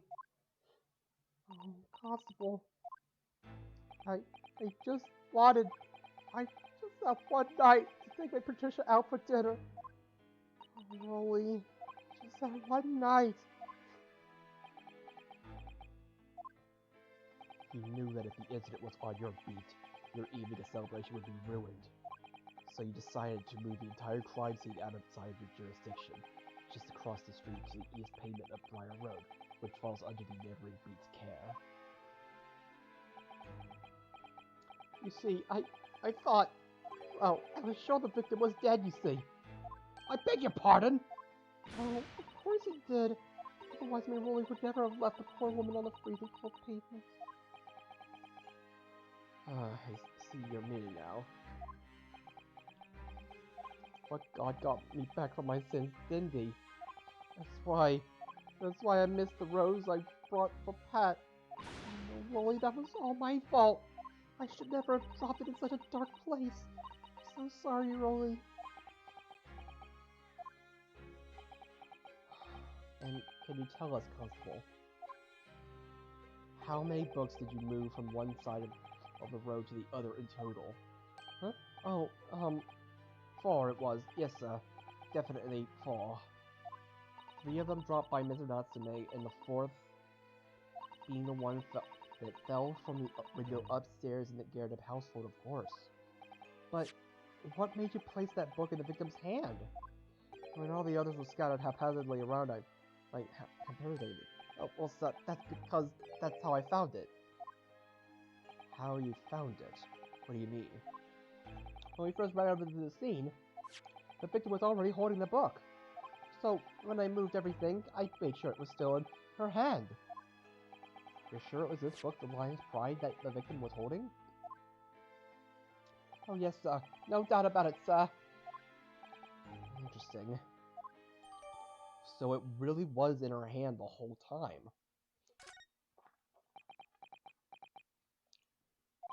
I thought it was an open and shut case at the time, you see. There were only 2 people at the scene, and Pat and me both saw it happen. However which way you looked at it, it had to be the fellow who ran off who done it. I thought. I couldn't see the harm, really. I didn't think moving it all over the road would make a jot of difference. I suppose this is it for me now. I've had it. My lord. Yes, Lord Van Flex? I believe that concludes the cross-examination of the witnesses. Constable, you may withdraw. Yes, sir! Mr. Prosecutor, sir, what will become my Rolly? What will happen to him? For now, you are free to go home. The police will contact you in due course. Please, don't push my husband. This is all my fault. It's because I'm always moaning at him for coming home late. Leave it now, Pat. Let's go home. Oh, I'm tired. Alright then, my love. One last thing, Constable. Sir? Let this be a lesson to you. In a criminal investigation, every detail matters, however insignificant it may seem to you. Yes, carve that lesson into your mind. And never again make the mistake of tampering with the scene of a crime. Never again, sir! Never again, sir! You mean to say... Leave, now. This trial is not yet over. Sir! Holy crap. Well, quite a startling revelation, I must say. Whoever thought that a third party transplanted the entire scene of a crime like that? Indeed, my lord. Nevertheless, there are some immutable facts here, principally. That the accused, Mr. Toasty is the only person who could have possibly committed this crime. Objection. However... No, I disagree. Now that we know the true scene of the incident, there is someone else. And another person who could be responsible for this knife in the victim's back. Forgive me for being presumptuous, but I believe the prosecution is probably well aware of this possibility already. Well, Van Zeiss, is this true? Very well. Name the person if you will, and if further investigation is warranted. The prosecution has no objection to the trial continuing. You will name this other person who could have perpetrated the crime. Joan Garadeb. Take that! The defense would once again like to request the cross-examination of a new witness, my lord. Once again, my assistant made the same request earlier. In order to finally reveal the truth about this case, it's imperative that we cross-examine juror number 4, Mrs. Joan Garadeb. Me? Oh, dearie me. Objection! That request has already been denied. Objection! But back then, we didn't have any but the situation is very different now. Mrs. Garrideb answered me this. What do you want now, you little toad? At the time of the incident, you were engaged in a violent argument with your husband, Mr. John Garrideb. In the course of the argument, a minor house fire was ignited. And to clear the smoke from the room, your husband opened a window that looks out over the Briar Road. Well, what of it? You threw this book at your husband, but he was cornered with his back against the window.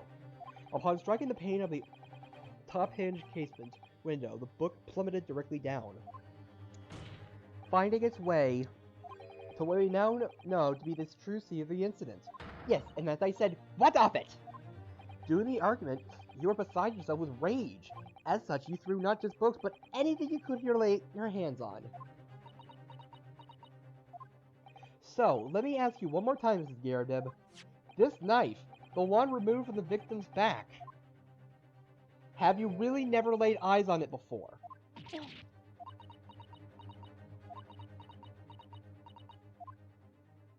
I don't recall it. Seriously? Am I supposed to remember everything I picked up and threw at my husband? And anyway, the man over there is just... Like, in all the regalia, so the members of the jury didn't need to testify, didn't he? Conveniently, yes! Objection! No, I have no recollection of saying that at all. Juror number 4. Oh, make no mistake. Your jurors are not special in any way. You are not immune to the judicial process. If you know something about this knife, madam, let the truth come out. But that's just a common or garden knife. That could have come from anywhere. We have several like that at home. If one went missing, how would you expect me to know? What's that? Are you joking? What are you saying? Please, Mrs. Garrideb. Now you listen to me. If I refuse to believe all this nonsense. I couldn't bear the thought that I'd injure someone. Do you hear? I couldn't bear it. Oh, the poor woman. So, yes, I want evidence. I want to see hard evidence in court to insist on this being my fault. You're going to have to prove to me that I threw that knife if that's what you think. Come along now. Chop chop. Do your worst! Well, Mrs. Naruhodo, if I had evidence like that, believe me, I would have thrown it at her already! Then take the stand, juror. Oh. The prosecution does not object to the defense's request to the cross-examination of this woman. Thank you, Lord Vensites. I'm going to have him testify! Juror number 4. As I'm sure you will appreciate, having observed it with your own eyes today. Witness testimony can lead to the most extraordinary truth being unearthed. Truths to which the witnesses themselves may not even have been aware. Oh, dearie me. So demand your full and unadulterated testimony, Mrs. Garrideb. And mark my words, in the court of law today, we shall extract the truth. Do you concur, counsels? Certainly, my lord. Oh, that's what I'm hoping for, my lord. Yes.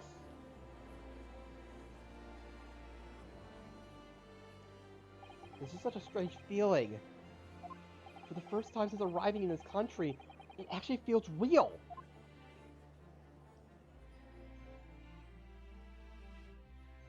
I'm here in the Old Bailey, and I'm a lawyer. Oh boy. Witness, state your name and occupation. Oh, yes. My name is Joan Garrideb. And I'm, I'm a juror, and such like. It sounds like even she doesn't know if she's a housewife or a maid or whatever, or what anymore. The court has decided your testimony is required in order to clarify matters in this case. Do you understand, madam? Yes, my lord. You will tell the court everything that took place at your household on the evening in question. And I warn you, do not attempt to hide the truth. Oh, dearie me. Chin up, Joni. Nothing to worry about. Oh, hey! Oh, I didn't know you were here, John. Wasn't only you in the room that day, old thing, was it? Rather than think I ought to testify as well, don't you? But what about your knee, dear? Don't you worry about that. I'll hardly notice it. I'm not the sort of chap to leave a comrade to face the disciplinary action alone. Oh, John, I presume you're Mr. John Garadeb. Yes, sir. Former second lieutenant of the 3rd Regiment of the 4th Northumberland Fusiliers, sir. Seen my fair share of action and now living the quiet life, as it were. The quiet life. Were you not engaged in an incendiary battle with your spouse on the day in question? Ah, well, yes. Quiet! I believe this may represent a first in the proud history of the British court. Calling a juror to the witness stand is unprecedented. However, the court will hear your testimony now, juror number 4, and that of your husband. You will recount clearly and concisely the events in your home at the time of the incident in question. Sir, at once.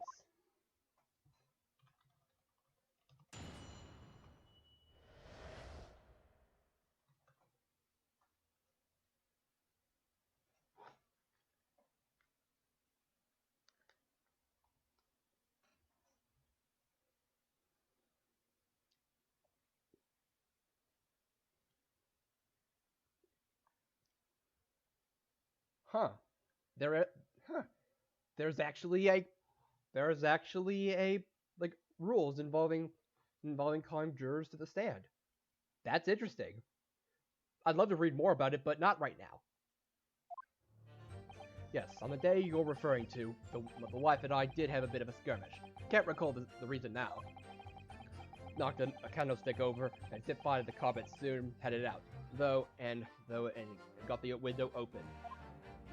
Meanwhile, I was picking up whatever I could to find to throw at him. Plenty of knives around our place. You can't say I noticed if 1 or 2 went missing, I'm afraid. If the balding thing in the victim's back really was one of ours, you'll have a job proving it, I think. There's like 4 sentences. It sounds as though it was quite the battlefield in your household that evening. Although an entirely one-sided assault, it seems.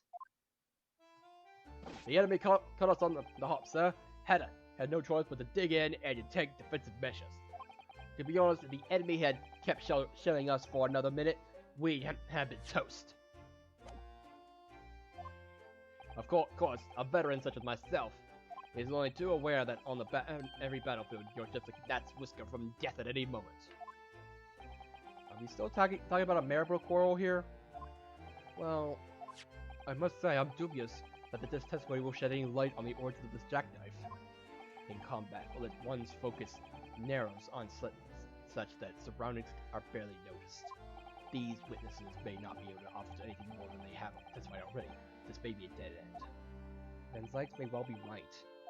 Well, whatever the chances, we only have this last cross-examination to uncover the truth, Mr. Naruhodo. Yes, I'm afraid so. I'm actually kind of surprised that Van Zykes is actually helping us. Like, it seems like he really does care about the truth. In the end. Anyway, I need water. I need a drink. Give me a second. Be right back.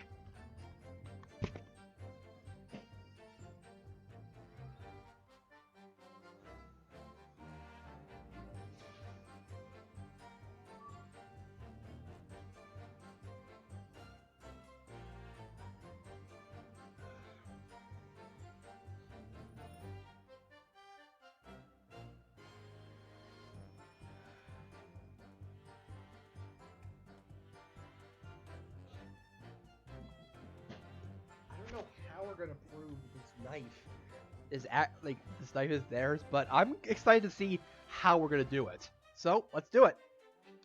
Hold it! Press everything. The reason is what you told us yesterday, I believe. Yes, that's right. If I remember correctly, it all started because of a note that was tucked into the pages of a book belonging to Mr. Garadeb. A rather passionate note, in fact.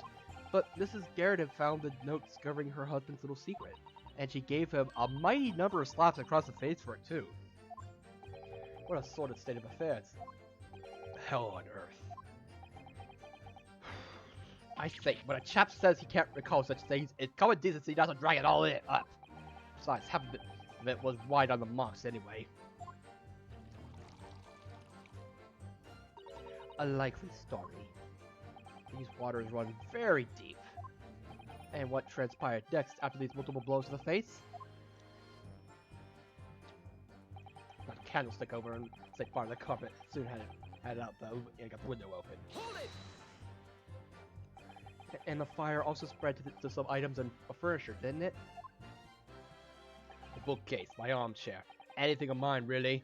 Just so happens there was some bathwater around the evening, so I flushed that about and put it out.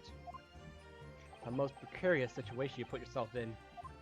Ours is a 3-story townhouse on the west side of the street where the water main isn't connected yet. Had to draw water from a public water pump during the day if you need any, you see. The lodgers are always moaning that they can't get any water at night. Although that little mustache Japanese man buys water in bottles, I believe. The defendant, Mr. Natsume, you mean? Yes, he receives a stipend for his studies, from his home country. Can you imagine being able to brew a pot of tea at all hours? He's obviously very well off. Have you actually seen the state of the man? I believe he uses all of his income to buy books. Well, anyway, the point is, I was able to douse the fire with water, fortunately enough. I'm running out of breath. Meanwhile, I was picking up whatever I could find to throw at him. Hold it! Even though the room was on fire, as far as I was concerned at the time, it was more important to distinguish when a woman wants to throw, she must throw. That is most certainly not true of a Sasato takedown, Mr. Naruhodo. How did she know I was thinking of that?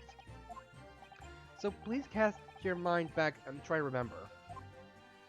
Was a knife among the items that you threw at your husband that day? In all honesty, I don't recall, but I feel though I must point out that I am no monster. Let me see. Some bread, a cabbage, garlic, a towel, and a sponge, a napkin. Jupiter! Excuse me! Do you have something to add, sir? Mr. Garadib! Don't shoot! Ah, sorry, I beg your pardon. Did your wife's remark just now bring something to mind? Nothing of any significance, no! Just the barrage of projectiles that old thing launched in my direction was somewhat more solid than she implies. Books, bricks, than the fire poker I seem to recall. Ouch! And the woman's aim is uncanny! She let a direct hit with every volley! Ah! Good grief, woman, we're not at home now! This is a court of law! Oh, dearie me, ever so sorry, dear. What's she even doing with a teapot in here? Honestly, John, I would never have thrown such things at you, obviously. Well, take a look at this then. How do you suppose that happened, huh? Your pipe, sir?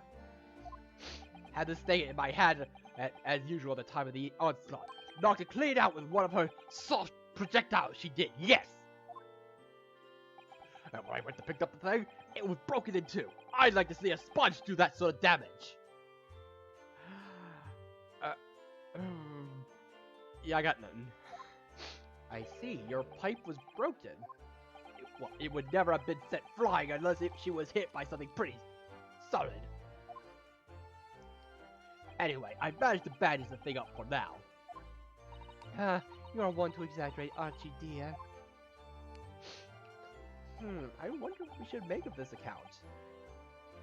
It's significant. It's very important. The defendant believes Mr. Gyarados' remarks just now to be of great significance. Objection! The war veteran's words only tell us one thing. Betray a fiery wife and pipes, as well as hearts, may be broken. Sentimental wisdom, perhaps, but hardly worth adding to formal testimony. Indeed, common sense, one might say. Might one... In that case, would you at least permit us to examine the pipe, sir? Well, I don't see why not. Oh, dearie me, there you go again, trying to ingratiate yourself with a young lady. Very well. The court will accept the gentleman's pipe as evidence. Alright. I hope I didn't speak out of turn, Mr. Naruhodo. No, of course not. Okay. It looks to be a sorry state with a bandage around it, doesn't it? I thought that was just decoration, but no, that was actually a cape. That was actually important. But for some reason, it feels slightly ominous to me, like he's trying to shout out a warning. Probably because it's the same blue as Mr. Garrideb's dressing gown. I suppose it must have considerable sentimental value to Mr. Garrideb, given that he's gone out the trouble of repairing it like this. And it seems to be made of wood. Either that, or he can't afford to replace it. No. There's a little crack here. There's a small nick and a bullet here. Look, it appears to have been made relatively recently. And see how there are little scrapes and dents all over it? It's a clearly well-loved pipe. Yes, you're right. It seems to be recently that being well-loved goes hand in hand with getting some battle scars. This particular nick is catching my eye, though, because it's clearly new. What is this? Oh, something just twinkled inside the chamber of the pipe there. Yes, I saw it. Something stuck in there, I think. Let's turn it over and give it a shake. What's this?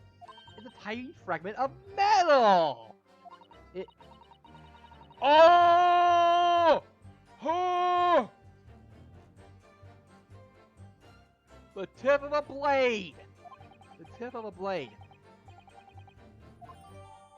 Gotcha! We found it. We finally found the proof we need. There's a tiny piece of metal we found in the chamber of Mr. Garrideb's pipe.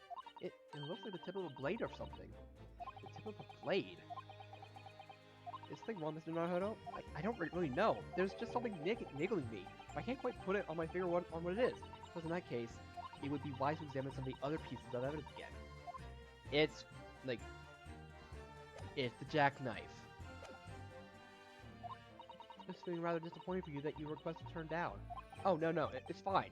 Thanks to Sana-san, we have some new evidence to work with. We examine it carefully. Well, thank you for that. Rebuttal, Mr. Garrideb. Now, if we can return to the crux of the matter. What can you tell the court about the knife used to attack the victim? Plenty knives around the place. Can't say I noticed if one or two went missing, I'm afraid. Hold it! Sorry, would you care to elaborate? Nothing to say, really. Rather partial to the spot of the carving, you see. Pipes and whatnot, fishing tackle. You know the sort of thing. It's a passion we both share. I like to carve little wooden trinkets too. And then there's my leatherwork. Sorry to say we're always losing knives about the place, and we have dozens of the things. They keep losing. You know, knives are not really something you want to lose. They sell them on the market sometimes, 24 for the price of 19. Needless to say, I snapped them up. John prefers to use 2 knives at meal times too, instead of a knife and 4. What? Now, Joe, don't want people thinking I'm some kind of savage. Here we go again with the scoldings. Why are they being so invasive? I imagine because they don't want to believe it. They can't bear the thought that it might have been one of their knives that injured the victim. Which is entirely understandable, of course, but still... Sack! I'm probably thinking the victim really is one of them. You'll have to go a job proving it, I think. Hold it! You know, it hasn't been admitting it with your knife. I suppose we can produce proof?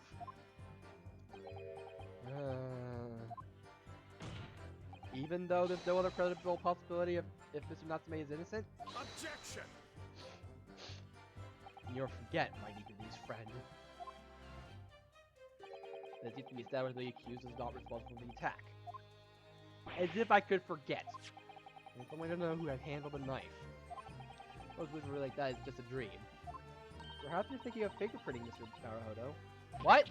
You mean it's not a dream? What sort of wizardry that originally doesn't really exist? Whenever people touch anything, they leave behind a unique pattern from their skin. Or so they say.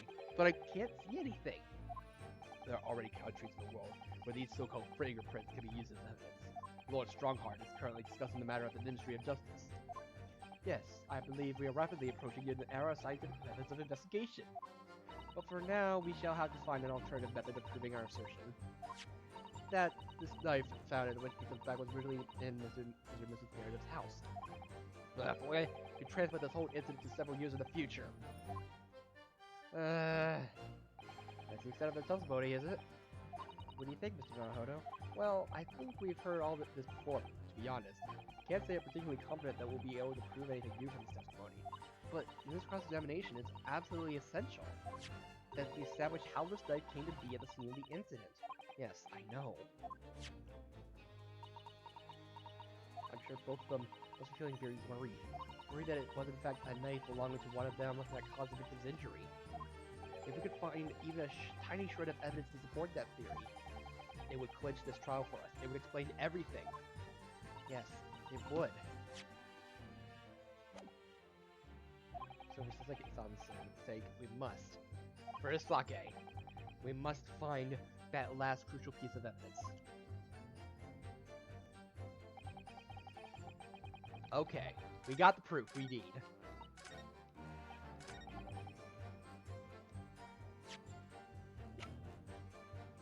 Objection! Here you go. Mr. Garadeb, could I ask you to take a good look at this, please?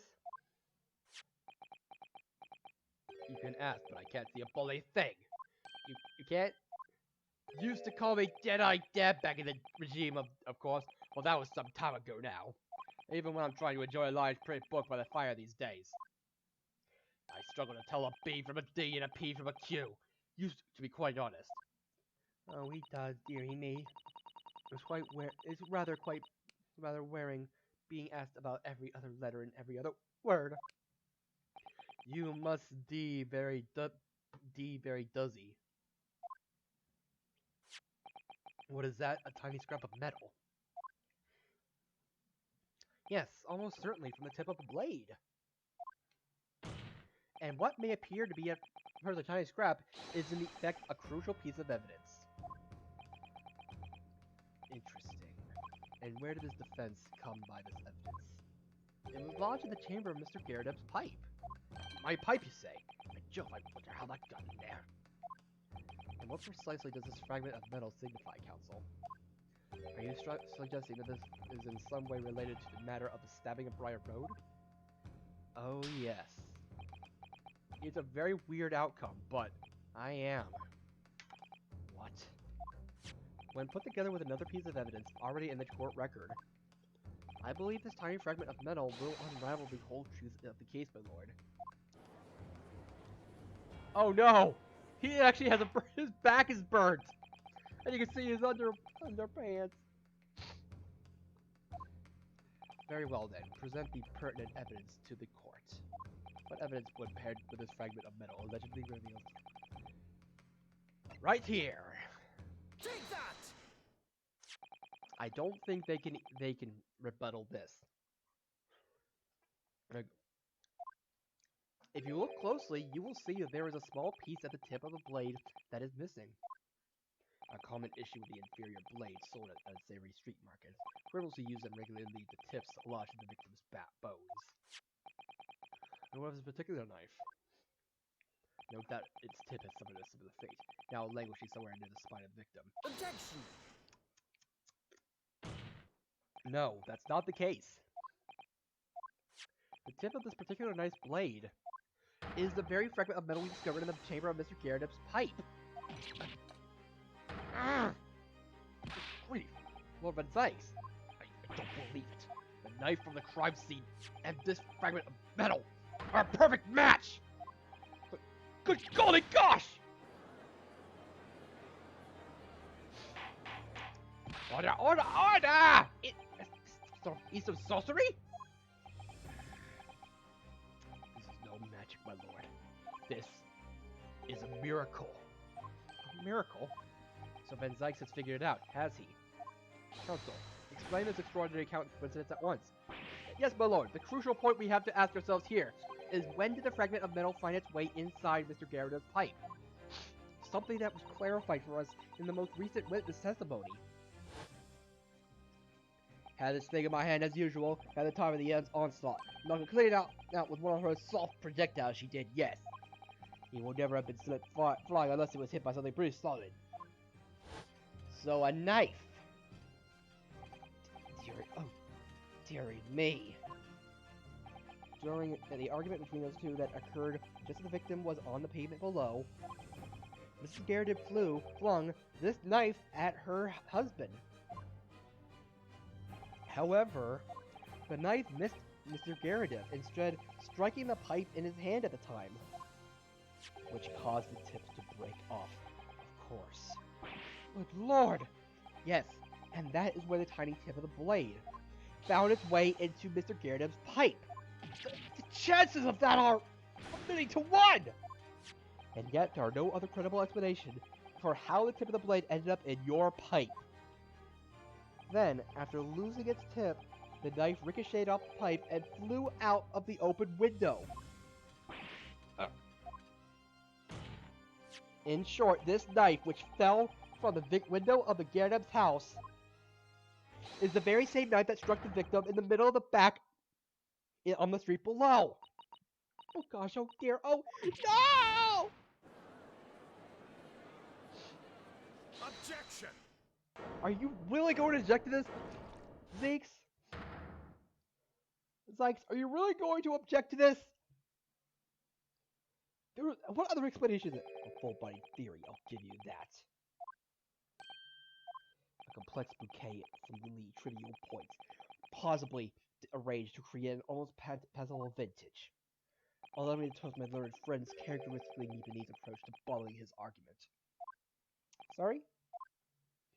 But after all, it's just a theory. The bottle, I fear, is corked. Because you see, it's spoilt by an insurmountable inconsistency. An insurmountable inconsistency? What?! Lord Van Zyke, explain yourself! What's the inconsistency you claim to identify? The consistency of the simplest nature, my lord. The victim was found with a knife planted in the middle of her back. Yes, in her... That's right, you silly little man! Now, gentle thing, what are you getting so excited about? Let's consider the basic facts of the case once more. The victim was walking along the pavement before being stabbed in the back and falling to the ground, yet the knife that struck her back fallen from above. There's no possible way it could have planted itself in the victim's back! Ugh. She's staying in a box! I just realized! You're quite right, you see. That's exactly right. The knife had fallen from above. It would have struck her on the top of her head!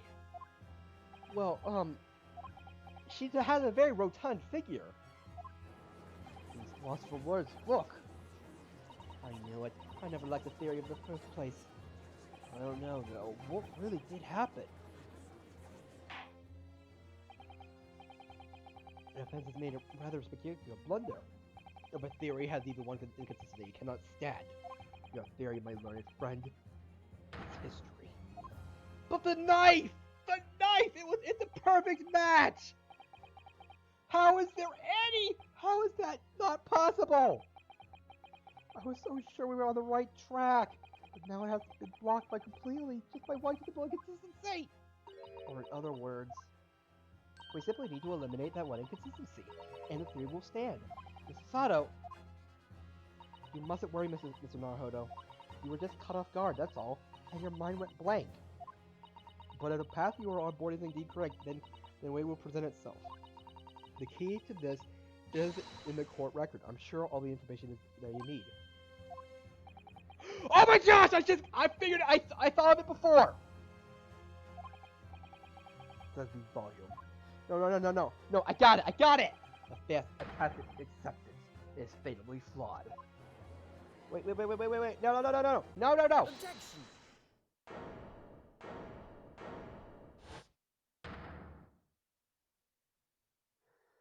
This inconsistency doesn't mean I was on the wrong track. It means that I need to sharpen my mind and dig deeper for the truth. It's a test. Yes! If a knife fell on the victim from above, there's no way that it could have hit her in the middle of her back. Under normal circumstances, that is. What are you implying? Counsel? There's a piece of evidence in the court record that can explain the inconsistency. That can explain how the knife that fell from above could have pierced the victim's back. We already have the answer. And I said it earlier, much earlier. In fact, I actually said it. Utter madness. Surely this must be the last time. Counsel, present the evidence of which you speak. I got it. It's the book. The book. The book was on fire. To exactly make sense of this, the book will be laid bare at least. Yes. Yes. Yes. Yes. Here. Take that! This, the fourth book found at the scene, is the final piece of evidence this defense will present. The book? Is that not Mr. Garrett's book? Yes, and to understand its significance, we have to consider how it came to be at the scene in the first place. This photographic print clearly shows the book in question, and the victim holding it in her hand. As we now know, it was a police constable that put the book between her fingers like that. But, quite so, as part of the wholesale transplant, the crime scene is opposite end of the road. That's true, however, he did, as part of his testimony, Constable Beat made an extremely enlightening statement on that point. It was already in her hand. But, what made you place that book in the victim's hand? Oh, well, sir, that's because that's how I found it. When we first ran over to the scene, the victim was already holding the book. So, when I moved everything, I made sure it was still in her hand. He may have messed up this once, but he sure did that. The victim had already picked the book up in her own volition, and clearly that must have been before she suffered the knife wound. Well, I should say so. After being attacked with a knife, I don't imagine she'd have been doing much of anything. Well, so the question becomes, why did the victim have that book in her hand? Because she picked it up. By Jingo! I think I'm beginning to see what way it may have happened now. Oh, dearie me. We know that the book fell from the top floor of the Garrett household onto the pavement below, precisely the moment when the victim was walking past. Yes, at exactly that moment, the young woman was walking along the street in the light fog, when all of a sudden a book fell right in front of her. The book fell through. Yes, Mrs. Garrigan. And what did you think the woman did? What would you do if you were walking along and suddenly a book landed in front of you on the pavement? Surely you wouldn't just think, oh, a book. I'm done. Well, I really can't imagine it, but I suppose she might have reached down and picked it up. And picked the book up. Yes, and that is exactly why the woman did, in fact did. She picked up the book. Oh heavens! And when the woman reached down to pick the fallen book up, what position would her back have been in? That's right, facing the sky, completely and utterly defenseless. Then, in the very next moment, while the woman was still bent over picking the book up,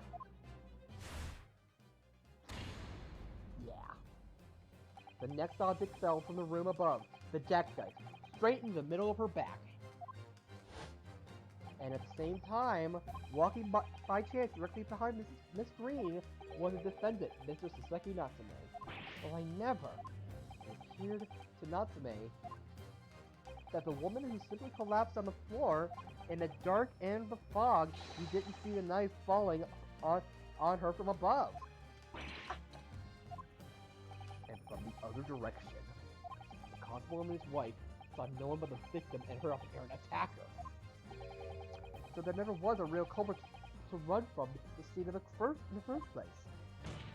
No, this was nothing more than a series of unlikely events that culminated into an unfortunate accident. And that is the real truth behind this case.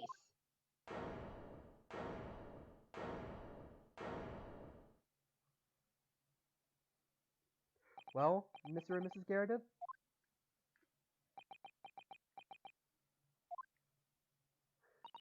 very first time he showed me that knife, I had my suspicions.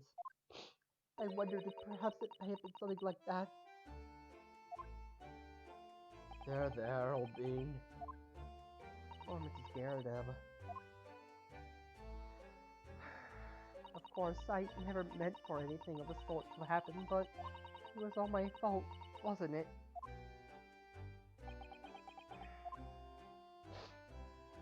I take full responsibility. I let my anger get the better of me. I threw that book, and I threw the knife as well. Oh, man. John, dear. It's alright, I know. I'm ever so sorry. Truly. I'm sorry!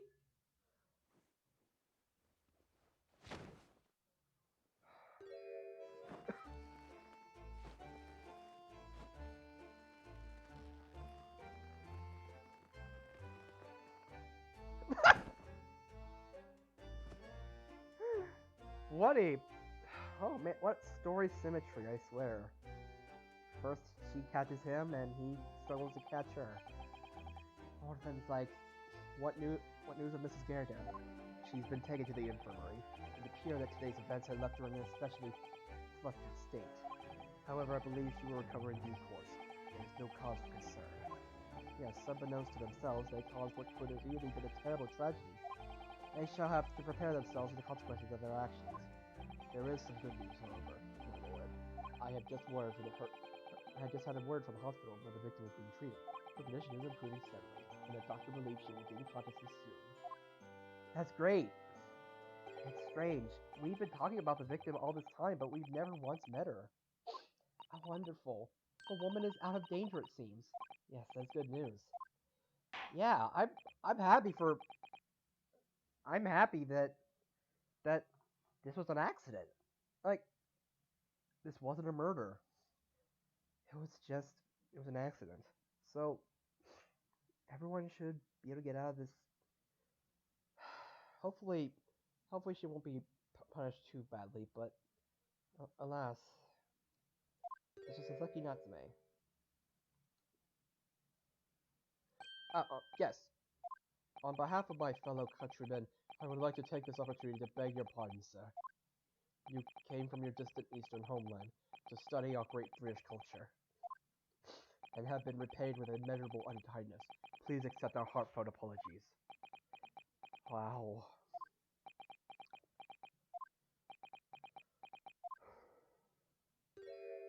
No, it is me who should be begging your pardon. Oh no, Mr. Natsume. That evening, when the young woman just collapsed on the pavement before my eye, I jumped to the wrong conclusion again in my confusion. What conclusion, sir? I was sure that the woman was dead. Yes, Constable Beat said the same thing, didn't he? He thought she had been killed too. I suppose she must have looked completely lifeless. It's been about a year since I arrived in Great Britain now, but I still can't get used to life here. I can't relax. I'm sure there are evil spirits looking at me in the fog, like they're haunting me. Of course, it's Seki-san. His imagination really has got the better of him. Yes, poor man. So when it happened, I thought the young woman had been taken by the fog spirits. I should never have dropped my books like that and run away. I need a car for help, for a doctor, for the police! Instead, I managed to create a rift in the relationship of trust between our two empires. After that, I am truly sorry. Wow. One could indeed say some sort of mysterious spirit has been at work here, I think. One that created a chain of unfortunate mishaps. We were fooled by the spirit and led to false conclusions. But thanks to Lord Van Dykes and our young lawyer here from the east, that chain has now been broken, and the spirit exorcised. I heartily commend you both. Oh! We found the truth. Now, ladies and gentlemen of the jury. Yes, my lord. In concluding this trial, I must ask one last time for your decisions regarding the defendant's culpability. Are you ready to present your findings to the court? As the foreman of the jury, I can assure you we've reached a fair and just conclusion. I do declare the truth can be extremely cruel at times. Well, I didn't suspect the woman next to me, that's for sure. sitting in for the old bean while she's out of action, you know. But I know what her decision would be. This means I'll finally get to get out of here and start work. Well, it's about time! Well, I certainly have a clue from the courtroom story to tell the grandchildren when I get home, won't I? Very well, ladies and gentlemen of the jury.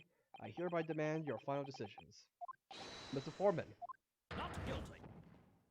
Not guilty. Not guilty. Not guilty. Not guilty. Not guilty.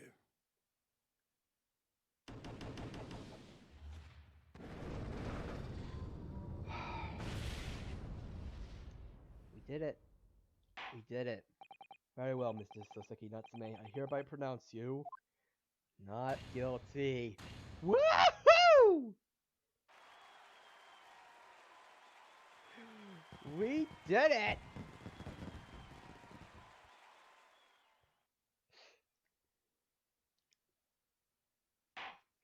And finally, Mr. Natsume. Oh, yes, sir. Yes, Lord, sir. You are now a free man once more. It is my hope that you will continue to further your education in British culture. And may you never again be brought before me. Oh, yes, sir. Of course. On my life, I swear I'll never set foot in the courtroom again. I'm transported to tears. Thank you, counsels. Court is adjourned. All right. Woo! 20th of February. We did it! We did it! We did it! Locum! Wait, you mean me? Of course! There's another locum here! Is there even one? Compared to the original locum student, Mr. Naruhodo Esquire, your name has become rather short, hasn't it? What's wrong with using my actual name? At last, I'm free! I'm free! Joyful, joyous, jubilation! Henny, honey, happiness, hurrah! Oh, I'm pleased. Mr. Natsume is delighted. Would it be so hard to just say that then? Welcome, you did it! You saved me from the brink! Well, what happened to the poor woman was in no way your fault after all. I'm just glad everyone can see that now. No, not that! Lovely little locum lawyer! Yes? I mean, as I said before, I've just never got used to life here in Britain. Every time I look over my shoulder, I see foreigners. I see towering brick buildings. And from high up windows, I see them down at me laughing. Look at the little hunchback. Oh dear, I'm sure it's all in your head, Mr. Natsume. But today, you locum lawyer gave my gloom the boot. You stood firm behind that baronial bench before all those babbling British. You battled to the bitter end, laying bare the baffling truth. And when I beheld the blinding fireworks among the beams of the Bailey roof, I bellowed, "Behold, the best barrister ever born!" Well, that's very flattering, and we're very pleased for you. This has given me a wonderful anecdote to recount to my old friend back in Japan. An anecdote? Is that what's to become of all my hard work? There you are, my dear fellows. Hey! I apologize for keeping you waiting. I rose late this morning. Oh, Mrs. Sholmes, what a pleasure to see you. I am here in a moment not too soon. The successor has been averted, I'm glad to say. Oh? The trial shall begin presently, Mr. Naruhodo, and I wish you very best of luck. It's just finished. What? No! Then my haste was in vain! Ah! It's you! Sherlock Sholmes! Oh? Have we met, sir? Yes. This is not Mr. Natsume, the man you had arrested, Mr. Sholmes. Ah, I see. I failed to recognize you at first. Our previous encounters have taken place in the gloom, either of your bleak lodgings or in that prison cell. I simply couldn't place a curious face in the light. Charming. This is all your fault, Sherlock Sholmes. You're the reason I had to go through this terrible ordeal. I'm going to give you a piece of my mind. My apologies, sir, but I assure you, I have placed you now. You're the fellow who abandoned that poor young lady and ran off, are you not? Had she been taken to a hospital more urgently, I feel perhaps she would have regained consciousness by now. Oh. But it was unavoidable, I'm sure. We are but human, after all. Anyone would have been shaken by such an experience. And I'm sure that if he was panicking and being like, "Oh, help!" like, this might have been avoided, but alas. But hey, hindsight is 2021. I do feel very badly about how I behaved. Well, never mind now. Now then, what was that you wanted to say to me, sir? Nothing. But it's priceless. Oh, I am sorry, really, but that is quite priceless. Poor Saseki-san. Still, on the bright side, you've had an extremely entertaining experience without paying a penny. And it would seem you were even not found guilty. But there is no bright side. What do you mean, Matsunatsume? But she's alive! Even after all this, I'm still cursed by the spirits. And now by the Reaper! Lord Van Zykes, I haven't forgotten, you know, what facing that man in court means. Even if you're found not guilty, you're still doomed! It will be alright, Mr. Natsume. If the Reaper appears trying to make trouble, I will protect you. Hiya! Ah, frick! Seriously? Seriously? With a perfectly executed Susato takedown. Seriously? Much as I like being turned on my head, a bit of the warning might be nice next time, Mrs. Sato. Seriously, though. So, Mr. Natsume, what do you intend to do now? You mentioned something about recounting your experiences to your friends back in Japan? Are you going home? Yes, I intend to return to my homeland soon. Oh! It has already been a year since I arrived here in Great Britain. I've visited universities, libraries, bookshops, and I've been honored with the tutelage of professors. I've learned so much of wealth of literature here, and the city it has shaped. And I've come to realize that it is calling my name, that it's my calling to sail home and tell my fellow countrymen about it. That's very touching, Mr. Natsume. Or in perhaps less valid terms, you wish to withdraw halfway around the world to escape the terror of the Reaper's curse? That's not it at all! The more I learn to learn literature, the more of the strange feeling claws at my insides. I feel compelled to return to my roots, and attempt to pen a work of my own. Oh, I see. A work of literature by Saseki-san. Could be an interesting read. Yeah, like I Am a Cat.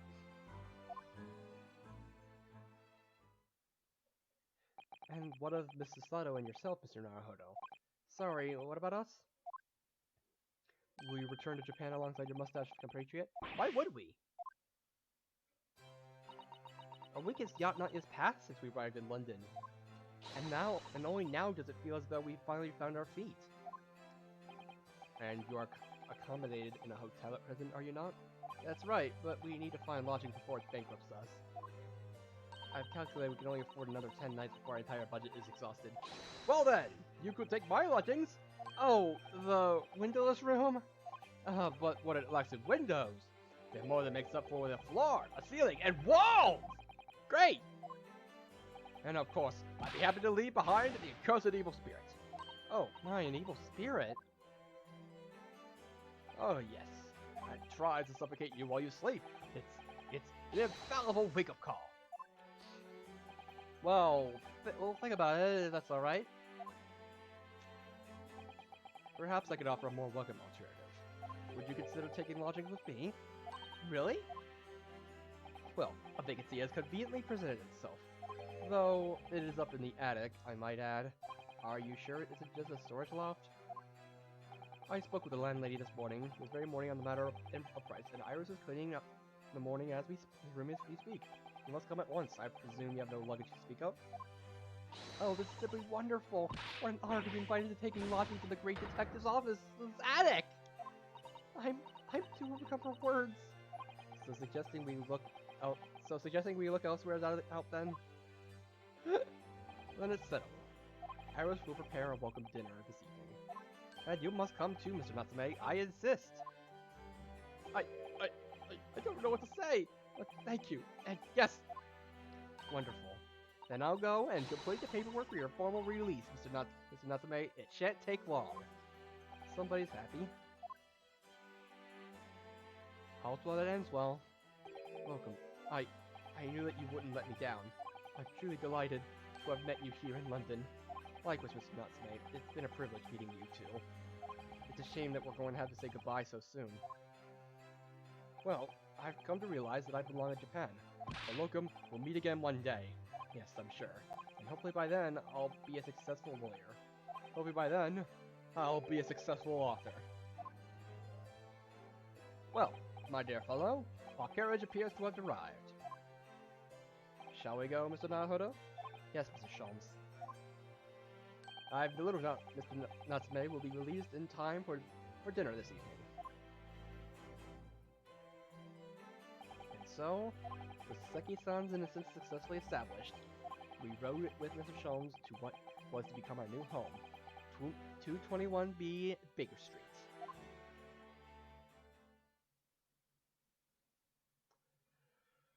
Wow, this is a nice attic. This is a really nice attic. My old home's attic wasn't this nice. So this is to be our new office. Yes, our office? I really like the sound of that. Me too. It's simply wonderful, isn't it? I hope you can see this, Kazuma. It's only a small step, but I'd like to think we're getting a little closer to your dream now. So, my dear fellows, do you like the place? We need to examine the ladder. We need to examine the ladder. Oh, hello, Mr. Sholmes. Yes, thank you so much. He looks so different without his trench coat and hat. This is a delightful room, Mr. Sholmes. I simply adore it. Good, I'm pleased to hear it. Iris and I are delighted to welcome you. I hope everyone's hungry. It's nearly time for dinner. We'll eat as soon as Mr. Natsume arrives. We have a lot to celebrate. Iris, you must let me help you. Alright then, Susie. You could be in charge of the salad. Splendid.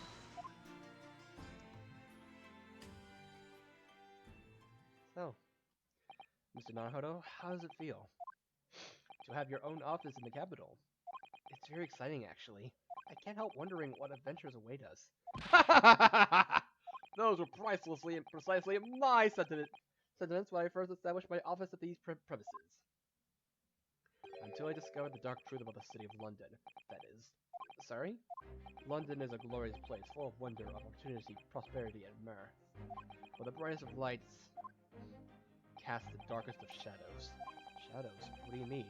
Well, I believe you're well aware of the murkiness that lies behind London's facade already. So, once again, Mr. Naruhodo?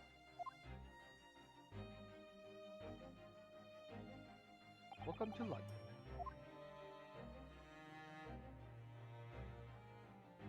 Oh. Of course, at the time, I had no idea the significance of those words Mr. Sholmes so casually spoke. But it wasn't long before my turn came to lift the facade and see the true depth of the murk that lay behind it. Whew! And that's it for Case 4.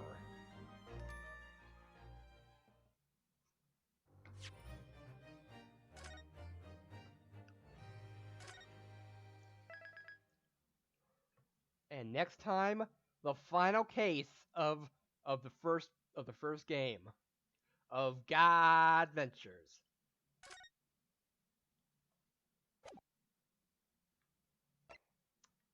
Yep.